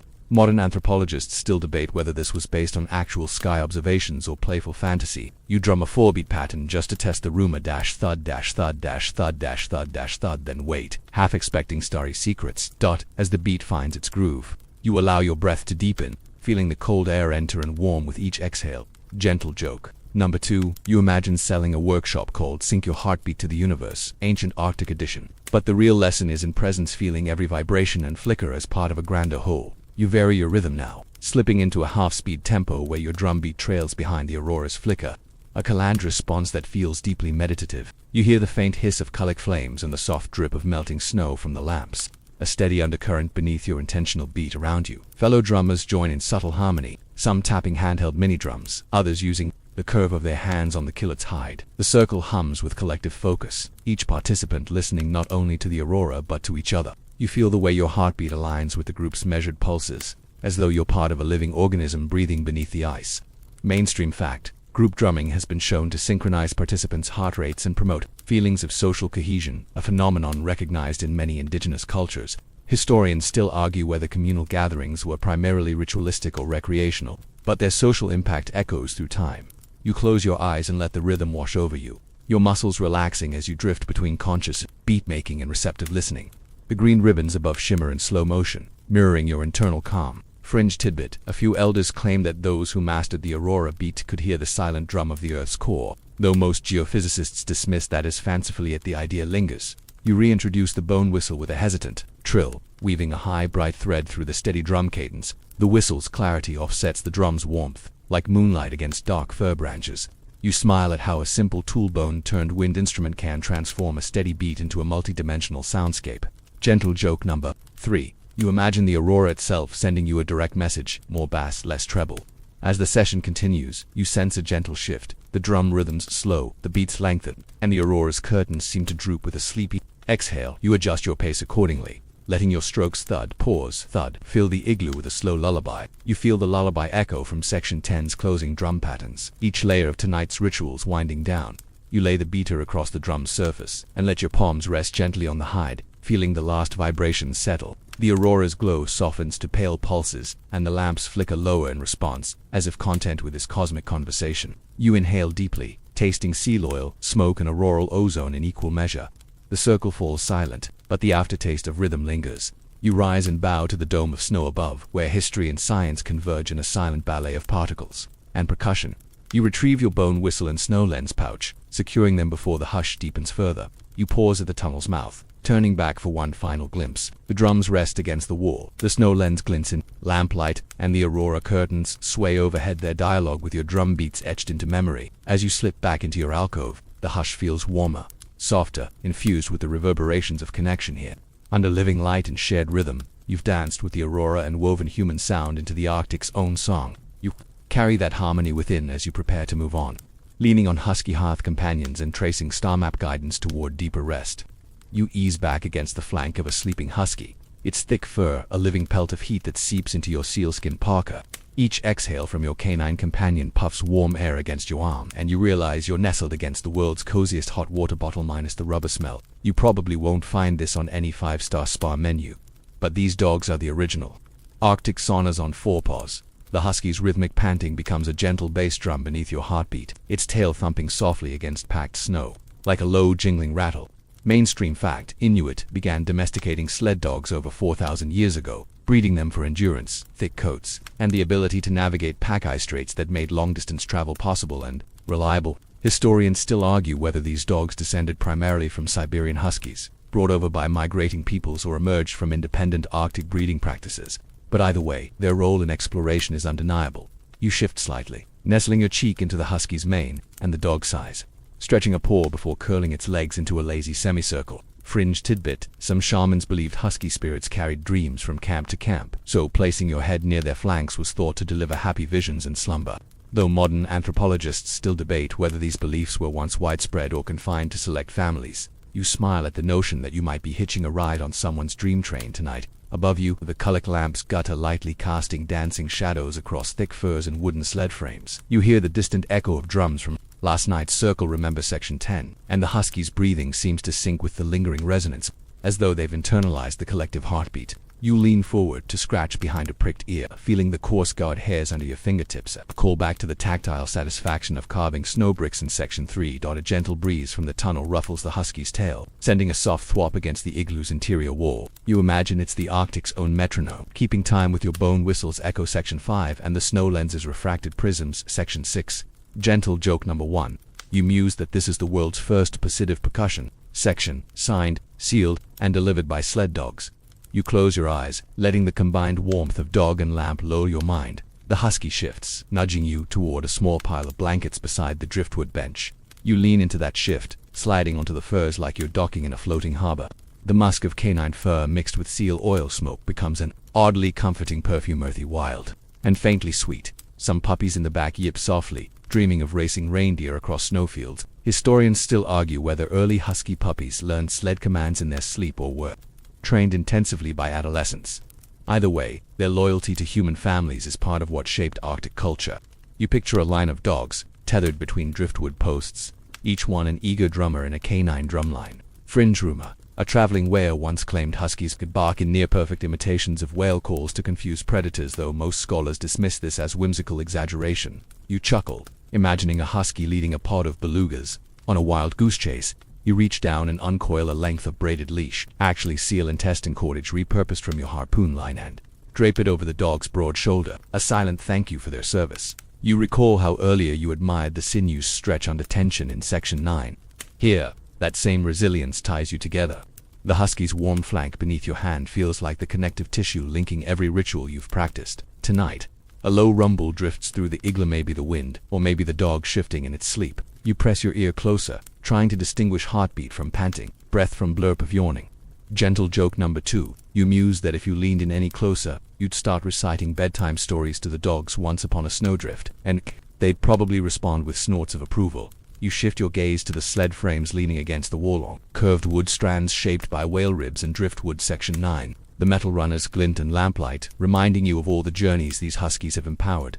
Mainstream fact: traditional sleds could carry up to 200 kilograms of supplies, allowing families to migrate with their entire winter kit or to support lengthy hunting expeditions. Historians still argue whether the sled design varied more by clan preference or by environmental demands, coastal versus inland routes, but every iteration speaks to human-dog collaboration. A soft thud draws your attention to a smaller dog, rising, stretching its legs before padding over to you with polite deliberation.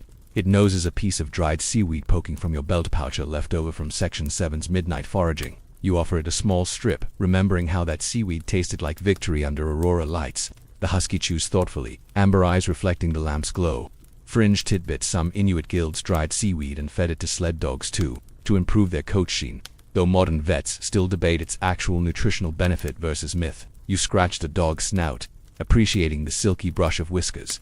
Settled back down, you let your hand drift across the dog's shoulders, following the curve of muscle and fur. The dog sighs again, tail giving a final thump against the snow, a tender percussive sign-off before sleep. You remember that tail drum from the entry tunnel, how it marked each step along the Inuksuk route. Section 8. Now, that same rhythm pulses in rest. You flush a final drift of snow from your boot and tuck your legs beneath you. The combined warmth lamp dog pucker presses gently into your bones. You feel the hum of life all around. The gentle creak of sledwood, the sputter of lamp flame, the husky's synchronized breathing. Together, they form an organic lullaby, a living soundscape that guides you toward closure. A tiny pup nestles against your calf, its warm body curling into a perfect snowdrift mimicry. You grin, whispering sweet dreams, little one, in a voice so soft it barely disturbs the lamplight. You recall the gentle lullaby drum from Section 10, the slow heartbeat pattern that coaxed everyone toward rest. Here, the huskies are your co-conspirators in comfort. Each breath and tail thump a reminder that you're not alone in the Arctic's vast hush. As your lids grow heavy, you consider how each canine patient at this hearth has listened to bone, flute, drum circle, and throat song without judgment, ready to offer warm company whenever you return. Gentle joke number 3. You muse that they'd make terrible Instagram influencers, but the life lessons they offer exceed any follower count. You shift one last time, nestling your head onto the dog's flank. Its steady panting becomes the world's softest white noise, and its heartbeat like tail taps remind you of the snow bricks. Hush that building the igloo brought in section 3. You close your eyes as the lamplight dims in your vision. A final cosmic wink from your snow lens's tiny prism. Outside, the aurora still shimmers, but inside, warmth and fur and glowing lamps cocoon you. You drift between consciousness and sleep, lulled by the organic percussion of husky hearth companions. Their living drumbeats carry you inward, a reminder that companionship, whether human or canine, is the truest source of warmth in a frozen world. You emerge from the igloo into the crisp night air, drum tucked under one arm and bone whistle in your pocket, eyes lifted toward the glittering canopy above. Each breath sends your exhale drifting in slow-motion clouds, and you train your gaze on familiar constellations etched across the dark here, ancient aero-GPs. You probably won't find a GPS satellite up here, but these stars have guided hunters for millennia. You focus first on Polaris, the steadfast North Star, hanging nearly motionless above the horizon. Its fixed position provides you with a celestial anchor, ensuring that even when snowdrifts obscure landmarks, you know exactly which way is north. Mainstream fact: Inuit navigators historically used Polaris and Ursa Major Killick, or the Big Dipper, to orient their sled routes across featureless ice, especially during the long winter nights when daylight is scarce. Historians still argue whether star navigation techniques were shared via contact with European explorers or developed entirely within Arctic traditions, but their accuracy speaks for itself. You tap a soft staccato on your sending a pattern of 2 quick beats followed by a pause, your drum signals acting as silent beacons to any traveling companions hidden beyond the ridge. The echo travels across the frozen plain, bouncing off snow dunes like Morse code echoes. Fringe tidbit: some elders once claimed that well-timed drum signals against a snowbank could carry over 5 kilometers in a still night, effectively turning the ice into an acoustic guide. Modern acousticians still debate whether this was physical reality or inspired hyperbole. Holding your beater lightly, you shift focus to the constellation you know as Kiviak's Wain, akin to the Little Dipper, its handle curving toward Polaris. You imagine linking each star with an invisible line, tracing your intended route across the ice like a cosmic sketch. You recall how earlier in Section 8 you followed Inuksut on Earth. Now you follow starry cairns in the sky. Drumbeat changes 3 measured pulses to indicate a left turn at the next drift, and auditory arrow pointing westward. You listen for a response, a distant welcome tap-tap from your hunting partner echoing back. It's their way of saying, "Got it," meeting you there. You smile, warmed by the comfort of this interlocked choreography. You trudge forward, chest rising and falling in rhythmic tandem with your steps and drumbeats. Above, the Milky Way spills its pale band across the sky. Each segment holds stories of shape-shifting animals and ancient hunters. Fringe rumor: a handful of storytellers insisted that, on the longest night of the year, the Milky Way glowed so brightly it cast shadows on the ice. Though most astronomers dismiss this as poetic license, yet the idea persists. You shift your gaze to Orion's belt. 3 bright stars aligned like arrow points. In local myth, they represent the 3 hunters who once chased a giant sea monster across the sky. You follow their line downward, letting it point toward a distant ice ridge that marks a hidden seal breathing hole. Mainstream fact: Inuit hunting lore often aligned earthly animal behavior with celestial phenomena, using rising or setting stars to predict marine mammal migrations under the ice. Historians still argue whether these analogies were mnemonic devices or based on observed correlations, but communities safeguarded these sky animal maps as vital knowledge. Your drum signals now adopt a long, rolling beat, thud-thud, indicating a straight-ahead march. The cadence steadies your pace and helps you tune into subtle undulations in the ice underfoot. Each thud carries the weight of ancestral footsteps, linking you to countless hunters who once followed identical patterns beneath identical skies. A biting gust brushes your cheek, and you let a high trill from the bone whistle slice through the night tour. "I'm okay" check-in. It reverberates against an ice cliff, returning to you as a muffled chirp. You note the time. The star Sirius has just dipped beneath the horizon, a cue that the tide under the ice is shifting. Fringe tidbit: some shamans believe that a whistle echo returning to quickly portended unstable ice beneath. Modern glaciologists still debate whether sound reflections can reliably indicate ice thickness. You pause to inscribe subtle drum patterns in the snow, marking this spot as a rendezvous point. 2 parallel lines followed by a dart to your personal symbol that says, "Rest here, then follow Polestar path." You step back and tap your drum twice to confirm the marker. Later, your partner's response will lead them to this precise location, even if drifting snow buries the shallow etchings. Looking above again, you let the celestial map guide your orientation. You trace a line from Polaris through Cassiopeia. W-shape its zigzag arms pointing toward the next landmark, a fishing hole crowned with a lone Inuit sook. Mainstream fact: constellations like Cassiopeia were recognized in Arctic skies under different names, often symbolizing local mammals or cultural heroes. Their seasonal positions helped hunters time their journeys. Historians still argue over exact identifications of star patterns across Inuit dialects, but the shared practice of sky reading remains consistent. You follow the drum's internal echo as much as the star lines, feeling vibrations through the boots and driftwood bench imprints on your palms. Drum and constellation partner in navigation, bridging body and cosmos. Gentle joke number 1. You muse that if NASA needed analog backup systems, they'd study Inuit drum star networks for off-grid starship navigation. A sudden shimmer in Ursa Major's handle catches your eye. The stars appear brighter in this moment, as if approving your alignment. You shift to a triple beat turn signal dash thud dash thud dash thud dash pivot on your heels, and begin descending a gentle slope toward what you know is the ice crack feeding a seal den. Each star's position remains constant. Polaris guides you like a silent sentinel. Your partner's returning drumbeat is a few clicks off, an improvisational flourish that says, "I'm here." You smile at their creativity, trusting their improvised echo marks the shallow trench where early hunters lit a culloch to warm themselves. You quicken your pace, drums slowed to a welcoming lull, preparing to meet them. You finally crest the ridge and see them silhouetted against the star-strewn sky, drum in hand, awaiting your signal. You offer a 3-note call, tapping them forward.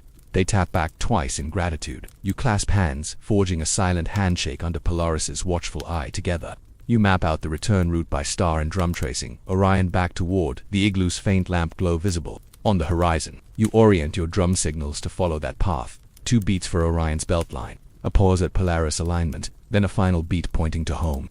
It's a living mnemonic, a cosmic acoustic guide, linking ice, instrument, and intuition. You head back. Each beat thuds through the snow, echoing your connection to sky and companion. Historians still argue whether drumstar navigation was taught only to specialists or passed freely within families. Here, you realize the answer matters less than the act of sharing. You and your partner move as one, guided by steadfast glow and the drum's resonant heartbeat. The igloo's amber lamps beckon ahead, promising warmth and shelter. You deliver one final slow drum signal thud, a cosmic flourish that ties off the night's navigation symphony. The stars above wink in approval, and you tuck your drum under your arm, whispering thanks to the sky. Inside, the warmth enfolds you like a soft pelt. The drum signals and starlit path have brought you safely home, weaving human craft with celestial rhythms. You rest your drum against the wall, ready for tomorrow's adventures, and, for now, you drift toward sleep under Polaris's watch, guided by the same stars that have guided your ancestors. You settle by the kulak's amber glow, reaching into a carved wooden bowl, brimming with bite-sized chunks of rendered seal fat and strips of dried Arctic char. The scent is rich and savory, a mouth-watering perfume that speaks of survival. You probably won't find this on any modern snack aisle, but these fat fuel bites are calorie-packed powerhouses, designed to keep your core toasty through the coldest watches of the night. First, you pinch a small cube of seal fat between your mittened fingers, letting its smooth surface warm slightly before popping it into your mouth. Mainstream fact: seal fat, known as muktok when eaten raw with skin, provides over 50% of daily caloric needs in traditional Inuit diets, supplying essential omega-3 fatty acids and fat-soluble vitamins during lean winters. Historians still argue whether inland groups relied more heavily on caribou tallow or coastal communities favored marine mammal oil, but fat remained the cornerstone of Arctic nutrition. You let the cube dissolve slowly, the creamy richness coating your tongue and throat in a molten warmth. Fringe tidbit: some shamans believed that if you ate seal fat by the light of a full aurora, it would imbue you with extra resistance to frostbite. Though modern scholars still debate whether this practice affected metabolism or simply boosted morale under flickering skies, you savor the heat pooling in your belly, grinning at the idea of a mystical frostbite vaccine concealed in a greasy snack. Next, you reach for a strip of dried charlie, and smoky and slightly chewy. You tear off a fragment with your teeth, feeling the sinew-like fibers yield under pressure. Each bite releases a subtle sweetness balanced by ocean salt. Gentle joke number 1. You muse that if you packaged these as Arctic jerky, you'd corner the survivalist chic markets. But you'd have to warn customers about the side effect of perpetual belly warmth. As you chew, you remember your ulu knife carving snowbricks in Section 3 and slicing sealskin patches in Section 4. Now that same blade would have been used to break down today's catch into snackable strips. Your mind drifts to the bone whistle from Section 5, its echo still reverberating through the dome, and you almost hum a tune to accompany your chewing. Rhythm. Between bites, you sip a spoonful of melted snow tea, letting the near-boiling warmth wash down your throat. The contrast of hot liquid and fatty morsels sends a pleasant jolt of heat coursing through your limbs. Mainstream fact: Inuit often brewed tea from willows or wild berries harvested in summer, adding medicinal herbs to ease digestion and ward off ailments. Such teas also provided hydration without melting too much precious snow. Historians still argue whether willow bark salicylates were truly effective as pain relievers or mostly ceremonial, but everyone agreed a hot drink was essential. You pause to flick a stray ember from the bowl, then remember the snow lens crafted in Section 6, which once focused sunlight to spark tinder. You smile at how ice and fire, lens and flame all connect in this orchestrated routine of warmth. Fringe rumor: a few elders claimed that licking a pinch of powdered lichen after eating seal fat would prevent indigestion, though modern nutritionists still debate if lichen's compounds aided digestion or simply added fiber. You tuck that story away for adventurous later, mouth still coated in oil. You reach again for seal fat, this time a smoked variety infused with driftwood aroma. Smoke note is subtle, like a campfire ghost, drifting through your senses. Gentle joke number 2. You imagine Michelin inspectors touring Arctic camps, rating 3 fats of the Arctic for exceptional smokiness and lip grease performance. You lean back against your husky companion's Section 14, feeling the dog's warmth seep through your parka and complement the firewater in your veins. Together you share a contented psi-human and canine, both powered by fat and flame. You nibble thoughtfully, recalling the husky's tail-thump drumbeats marking your path earlier, and marvel at how every element of this night interlocks. On the edge of the driftwood bench, you arrange a small platter of mixed snacks: liver jerky, seal fat cubes, and a handful of dried seaweed from Section 7. The colors pale white, deep brown, and emerald green form an Arctic palette of sustenance. You sample each in turn, noticing how the textures and flavors layer: fat's creaminess, fish's firmness, seaweed's crunch. Mainstream fact: by combining protein, fat, and fiber, Inuit meals achieved a nutritional balance necessary for high-energy hunting days and frigid nights. Historians still argue whether certain clan-specific recipes improved endurance or were simply taste traditions, but the synergy is clear in every bite. You let the bowl rest on your knees and run your tongue along your lips, collecting stray oil. As you do, you recall the communal drum rhythm from Section 10, how every beat felt like a heart-throb of collective warmth. Now with each swallow, your own heartbeat flutters in fat-fueled contentment. Fringe tidbit: storytellers once said that the first spoonful of seal fat eaten after midnight would grant lucid dreaming powers, though modern sleep researchers still debate whether diet influences dream recall or if it's folk psychology. You wink at the thought of steering your dreams under aurora lights. A distant howl, maybe wind, or maybe a veteran husky carries through the igloo tunnel, a reminder that survival is a communal affair. You take one last morsel, a morsel of dried ptarmigan meat, lean and pleasantly gamey. It snaps between your teeth like fine jerky. Gentle joke number 3. You muse that if you opened a fine dinging pop-up in the igloo, guests would be begging for drab-side reservations. You lick your fingers and tuck the platter aside, admitting you're pleasantly stuffed beneath your parka. Your belly feels like a cozy ember, radiating warmth from core to extremities. You flex your toes inside the mucklecks, each painted by sealskin insulation, snug as a glove. Section 2, and feel a surge of gratitude for fat-fueled craftsmanship. As the colic flames sputter lower, you nestle into your fur-lined nest, mindful of the layer of melted snow queued for morning tea. You close your eyes briefly, tasting the residual sweetness of fish and the smoky tang of fat on your palate. You exhale, feeling the warmth settle evenly like a blanket around your organs. Historians still argue whether such high-fat diets had long-term health effects on Arctic populations or if genetic adaptations mitigated risks.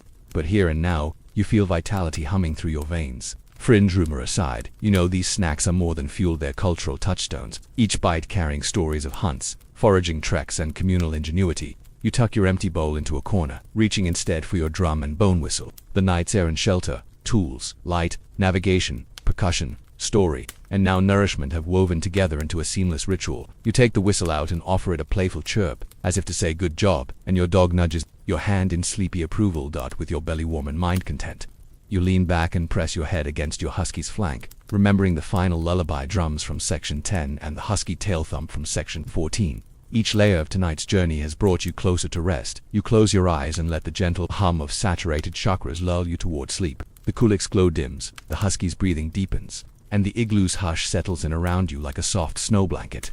You slip from the igloo's warm alcove into the silvered stillness of a moonlit night, your harpoon slung over one shoulder and the seal fuel snacks from Section 16 digesting in your belly.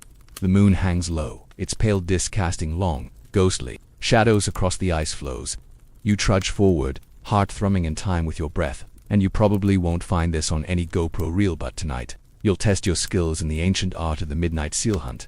Ahead, you spot the telltale dim ring in the ice-breathing hole where seals surface for air. Historically, Inuit hunters braved the deepest darkness to stand watch at these cracks, calling or tapping on the ice to lure seals within striking range.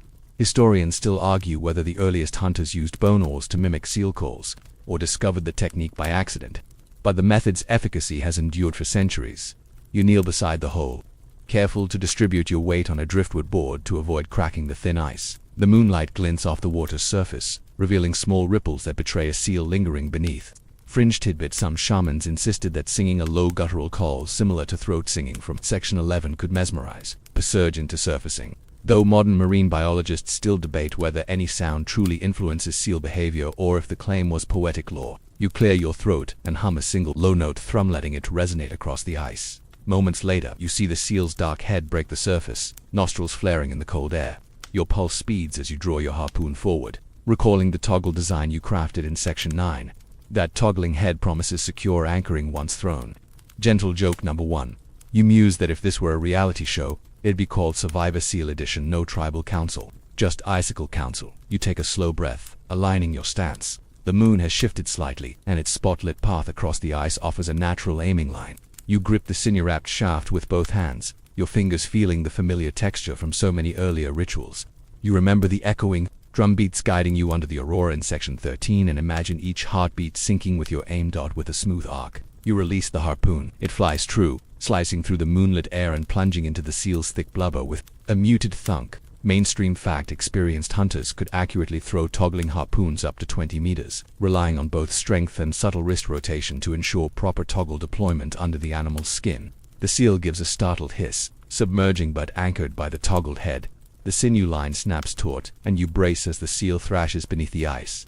You dig your heels into the packed snow, careful to avoid the breathing hole, and lean back, using your weight to slow its frantic dives. Fringe rumor: a handful of old-timers claimed that if you softly sang lullabies through your bone whistle, as introduced in Section 5, the seal would tire faster, lulled by the tune.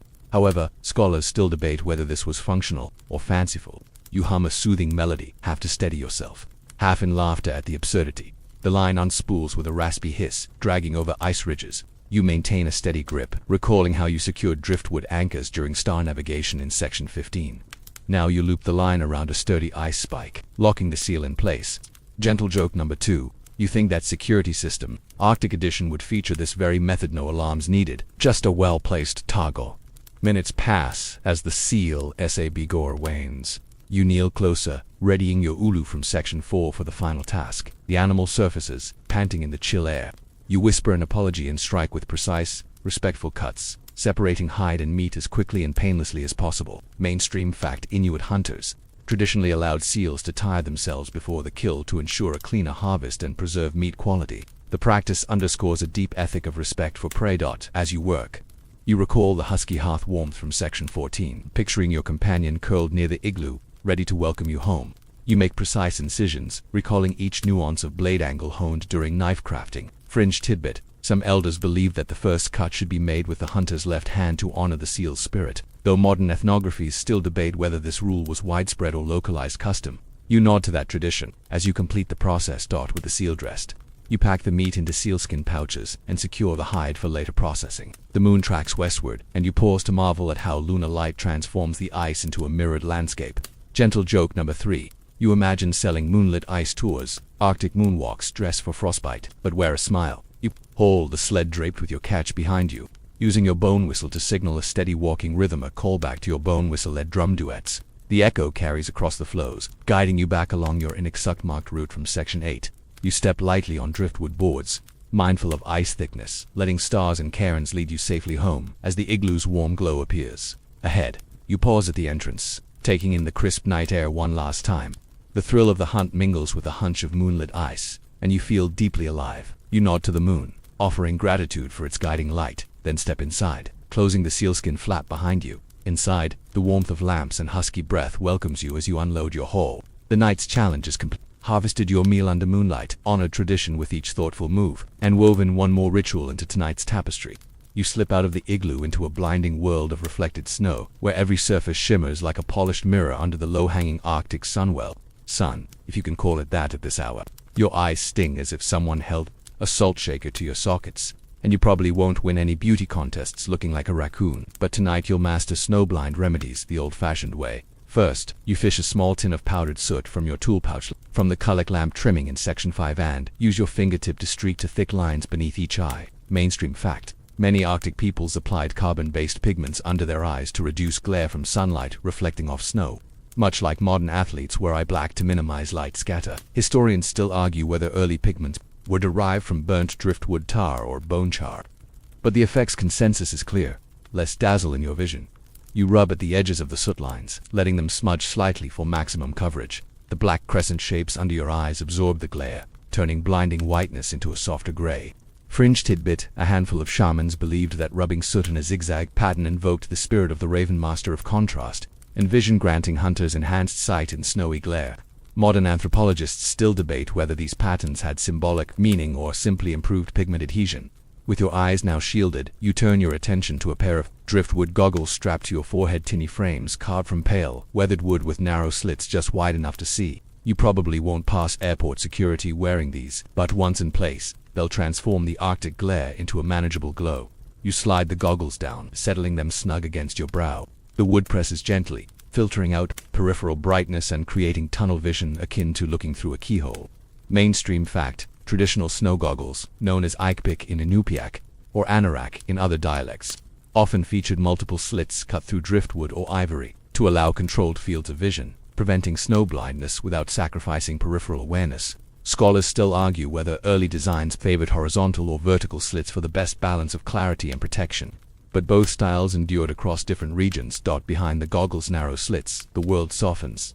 The sky's hue shifts from stark white to a gentle blue-gray, and distant ice ridges emerge in relief rather than blind spots. You blink appreciatively and reminisce about the spiral snowbricks you stacked in section 3, their edges, once glaring white and how every seam shimmered under lamp and lens alike.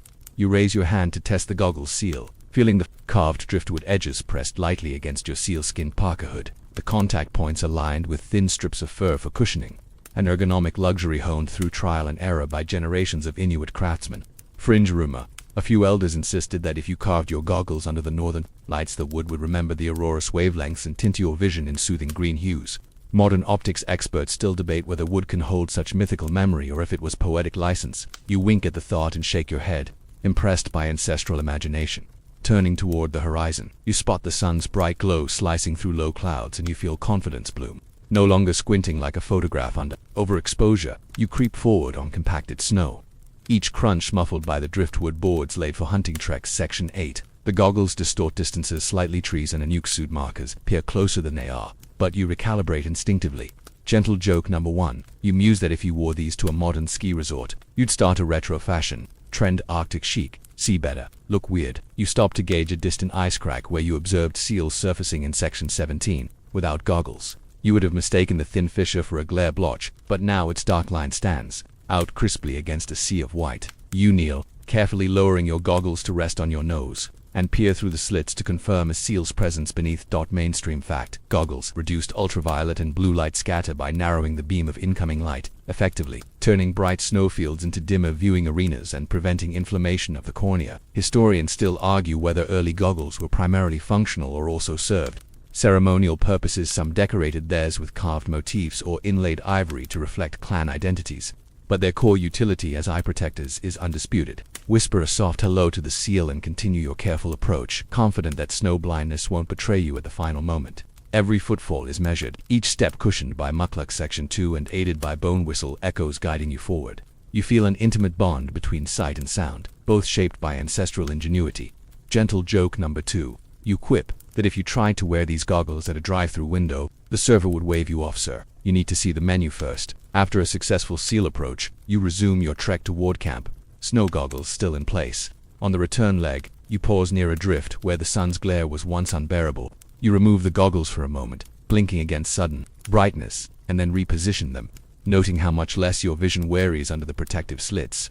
You brush away accumulated frost from the goggles' exterior, recalling how you carved the driftwood handle for your ulu in section 4. Both tools reflect the same simple elegance born of necessity. Fringe tidbit: some artisans reportedly soaked their goggles in seal oil before use to add an invisible waterproof seal, though researchers still debate whether that practice was common or a precaution born of especially intense blizzards.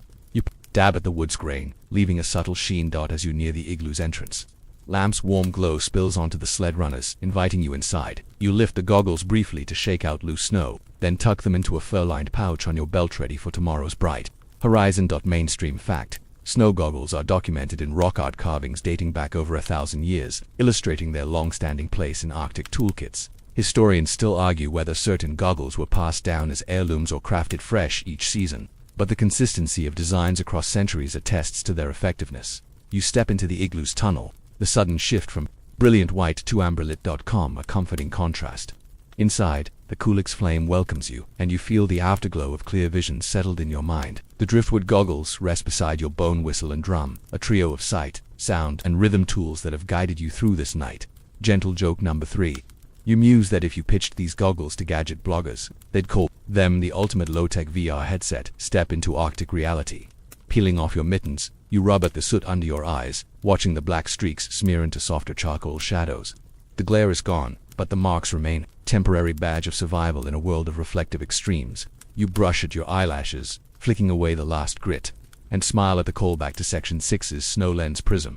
Both strategies turned harsh glare into manageable light. Settling back onto your driftwood bench, you rest your goggles on your lap and feel a profound appreciation for simple innovations, carbon stripes and carved driftwood that save eyes from fiery snowfields. In this amberlit chamber, the sight feels restorative, and unseen warmth as vital as seal fat or lamp glow. You close your eyes briefly, letting night's hush and drum echoes from earlier sections mingle behind your eyelids. Outside, the snowfields gleam under moonlight, but inside, vision has softened to a velvety calm. Your goggles and soot have given you not just protection, but perspective, reminding you that in every brilliant harshness, human ingenuity finds a way to see clearly. You stir as a pale pink glow seeps through the ventilation hole, creeping across the snow lens prism like dawn's first whisper. You stretch your limbs against the husky hearth warmth Section 14 and feel the gentle weight of night's rituals still clinging to your bones. You probably won't catch a sunrise this rosy on your living room clock, but here, under Arctic dawn, you're about to break camp with the precision of a seasoned explorer. You slide off the driftwood bench, careful not to jostle the cullied bowls or the snow lens pouch perched on the shelf. The lamp's amber flame sputter as the outside light grows stronger, and droplets of seal oil form glossy beads on the lamp rims. Mainstream fact: early morning lamp maintenance was crucial. Dripping seal oil lamps needed refilling at dawn to prevent soot buildup and ensure consistent heat throughout the day. Historians still argue whether lamp refilling was a women's chore assigned by age grade or a communal task shared by everyone at first light. Leaning in, you tilt each cullic slightly, catching the last glimmers of oil that pool at the reservoir's edge. You guide the thick, viscous liquid back into the bowl with a driftwood spatula, humming a tune you first tapped in Section 10's drum circle. Fringe tidbit: some elders claimed that adding a dash of crushed lichen to the morning refill ensured a smokeless burn for the following night, though modern researchers still debate whether lichen compounds actually improved lamp efficiency or simply added hopeful aroma. You snort at the idea of scented Arctic lamps. Eucalyptus blizzard. Anyone with lamps stabilized. You move to your snowbrick walls Section 3 and tap each gently with your knuckles. A final inspection before packing. The hollow reverberations confirm tight seals, though the rising sun's warmth has softened the walls slightly. You brush away damp snow from each seam, recalling how your snow lens once coaxed sunbeams into fire. Section 6. Gentle joke number 1. You muse that if someone filmed you tapping snow bricks at sunrise, they'd call it ASMR Arctic Edition, complete with tingles guaranteed. You unroll your bundle of sealskin layers Section 2, hanging them over a driftwood rack near the entrance so they can air out and drip any residual frost. Each parka piece and muckluck lining glistens as morning dew while frost melts away. Mainstream fact: airing sealskin garments in the early thaw prevented mildew and accelerated drying, a ritual passed down through countless generations. Scholars still argue whether ceremonies accompanied this airing. Some clans held small blessings at dawn while others maintained it was strictly practical. Next, you pack away your drum and bone whistle, stowing them in their pouches. The drum's hide feels supple in your hands, though the lamplit night has loosened a few sinew bindings. You tighten each lash with gentle pulls, remembering how the husky tail thumps synchronize to your drum echo in Section 14. Fringe tidbit: a few storytellers insisted that drums tightened at dawn carried better sound through the crisp air of morning hunts, but modern acousticians still debate whether sinew contraction at colder temps truly altered tone. You snap the drum case shut and smile at the notion of fresh dawn drums trending in Arctic TIKTOK. Your ulu and harpoon, sheathed by the entrance, glint in the dawning light. You lift the bone knife first, checking the sinew binding Section 4 and removing any crusted seal oil residue. You slice a small sample of dried char leftovers from section 16 for a quick breakfast energy boost. Gentle joke number 2. You quip that if you served this as charcuterie a la ice cream, gourmet foodie would invent bonfires just to say they tried it.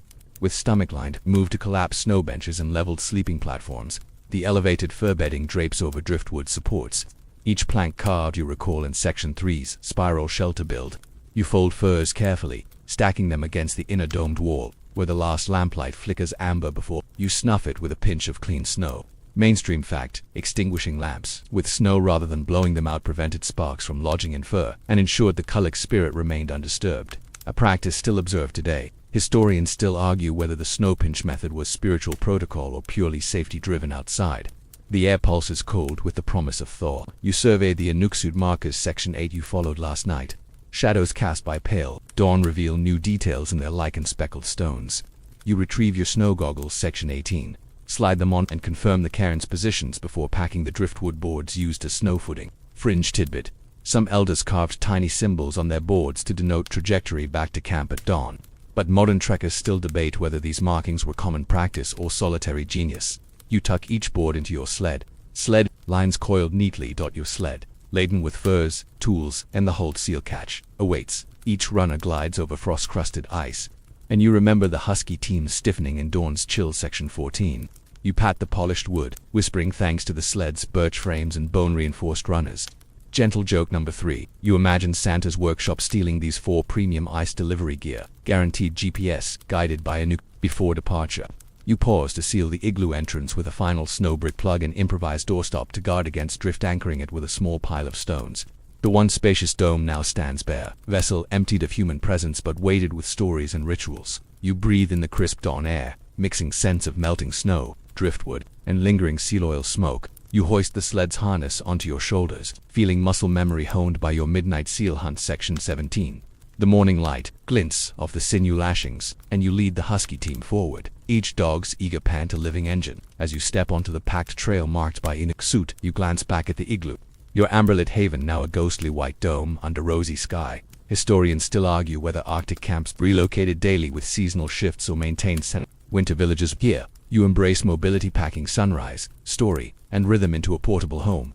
The huskies pool, the runners slide, and the sled's rhythmic clatter becomes a waking drumroll. You guide them northward, away from the thawing camp, under skies painted in pastel hues. The morning hunt, the day's tasks, and tomorrow's narratives await, but for now, you carry dawn's soft embrace in your chest. Ahead, new ice awaits, new seals will surface, and new stories will unfold. You trace the horizon, feeling the warmth of lamps, drumbeats, and family stories still radiating inside you with each glide over glittering ice. You depart not just a shelter, but a world, woven of human ingenuity and Arctic wonder.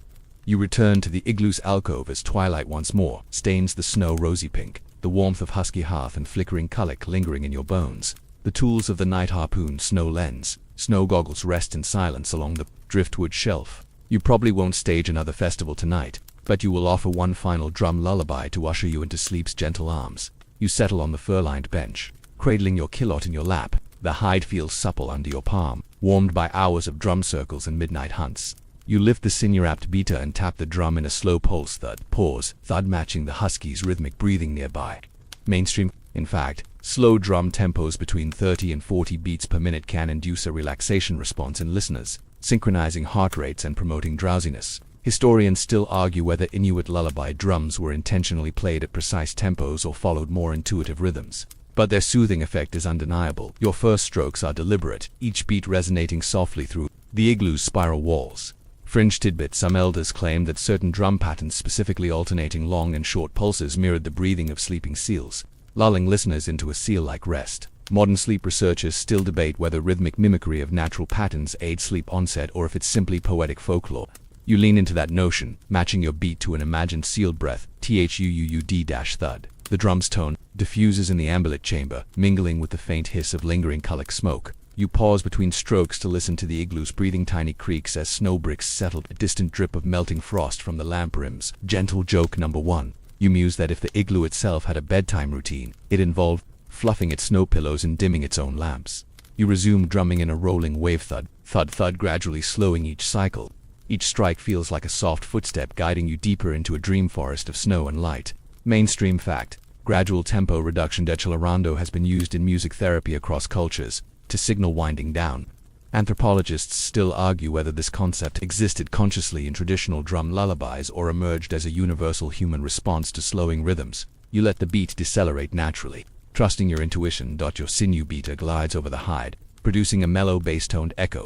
Fringe rumor: a few storytellers insisted that the final 7 beats of the night drum would echo into listeners' dreams, carrying them to ancestral realms. Modern folklorists still debate whether such numerology held intentional power or served as mnemonic flourish. You count quietly along 1, 2, 3 until the rhythm becomes a near-silent heartbeat.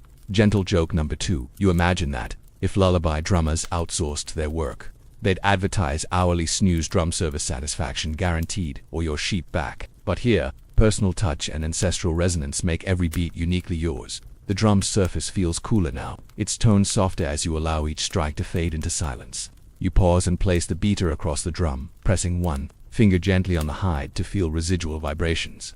Your heartbeat seems to sync with the drum's dying hum, a final callback to the communal pulses of Section 10's drum circle and Section 13's aurora beats. You rise slowly in place, the drum against the wall, then retrieve your bone whistle. Instead of a piercing note, you whisper a soft single chirp, softer than a sigh, letting it drift through the dome like a closing door.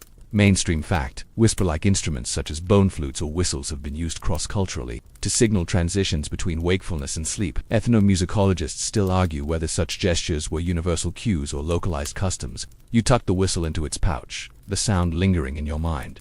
You sit back on the fur bench, pressing your palm to your chest as if feeling the drums echo within your ribs. Fringe tidbit: old midnight hunters said that if you rested on the drum's hide after the final lullaby, you dream of ice fjords and northern lights, guided by the drum's spirit. Modern psychologists still debate whether tactile sensations influence dream content or if it's imaginative narrative. You close your eyes, savoring the thought.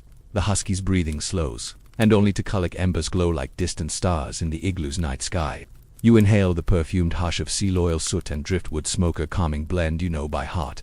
Gentle joke number 3. You chuckle internally that if someone bottled this scent, they'd sell it as Arctic Ambience, Sleep Spray Edition. You draw your sealskin blanket around your shoulders, feeling its soft weight. You recall the layered sealskin armor of Section 2, the insulated igloo walls of Section 3, and all the warming rituals that built this sanctuary. Now, under this hush, sleep seems a natural next step. Peach drumbeat, lamp glow, whispered breath, and husky sigh aligned to guide you there. With a final contented sigh, you lean back, closing your eyes as the last ember dims. The lullaby is complete, but its echo will cradle you through until dawn. Now that the drum's final echoes have woven a gentle tide around your mind, allow your thoughts to drift like snowflakes settling on a quiet forest. Feel the layers of warmth from sealskin, lamp glow, and husky fur softening every muscle. Your breath deepens, each inhalation a smooth wave of calm, and each exhalation releasing any lingering restlessness into the ambient hush. Imagine the igloo's spiraled walls breathing with you, expanding and contracting in synchronicity, a silent embrace that keeps any chill at bay. The faint crackle of melting frost becomes a lullaby undernote, a natural rhythm that bids you relax further.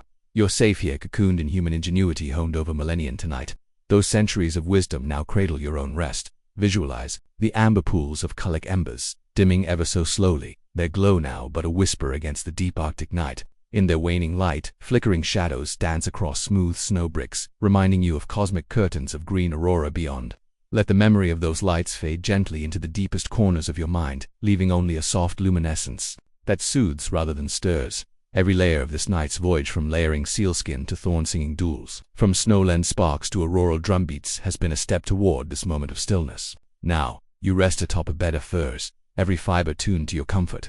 The distant rhythm of hush, punctuated by husky breaths and the ember's last sigh, is your final soundtrack. Drift weightless into sleep, cradled by a world built on warm hearts, clever hands, and soft rhythms. May your dreams be as gentle as falling snow, as bright as the northern lights, and as steady as a lone drumbeat fading into the Arctic dawn. Good night.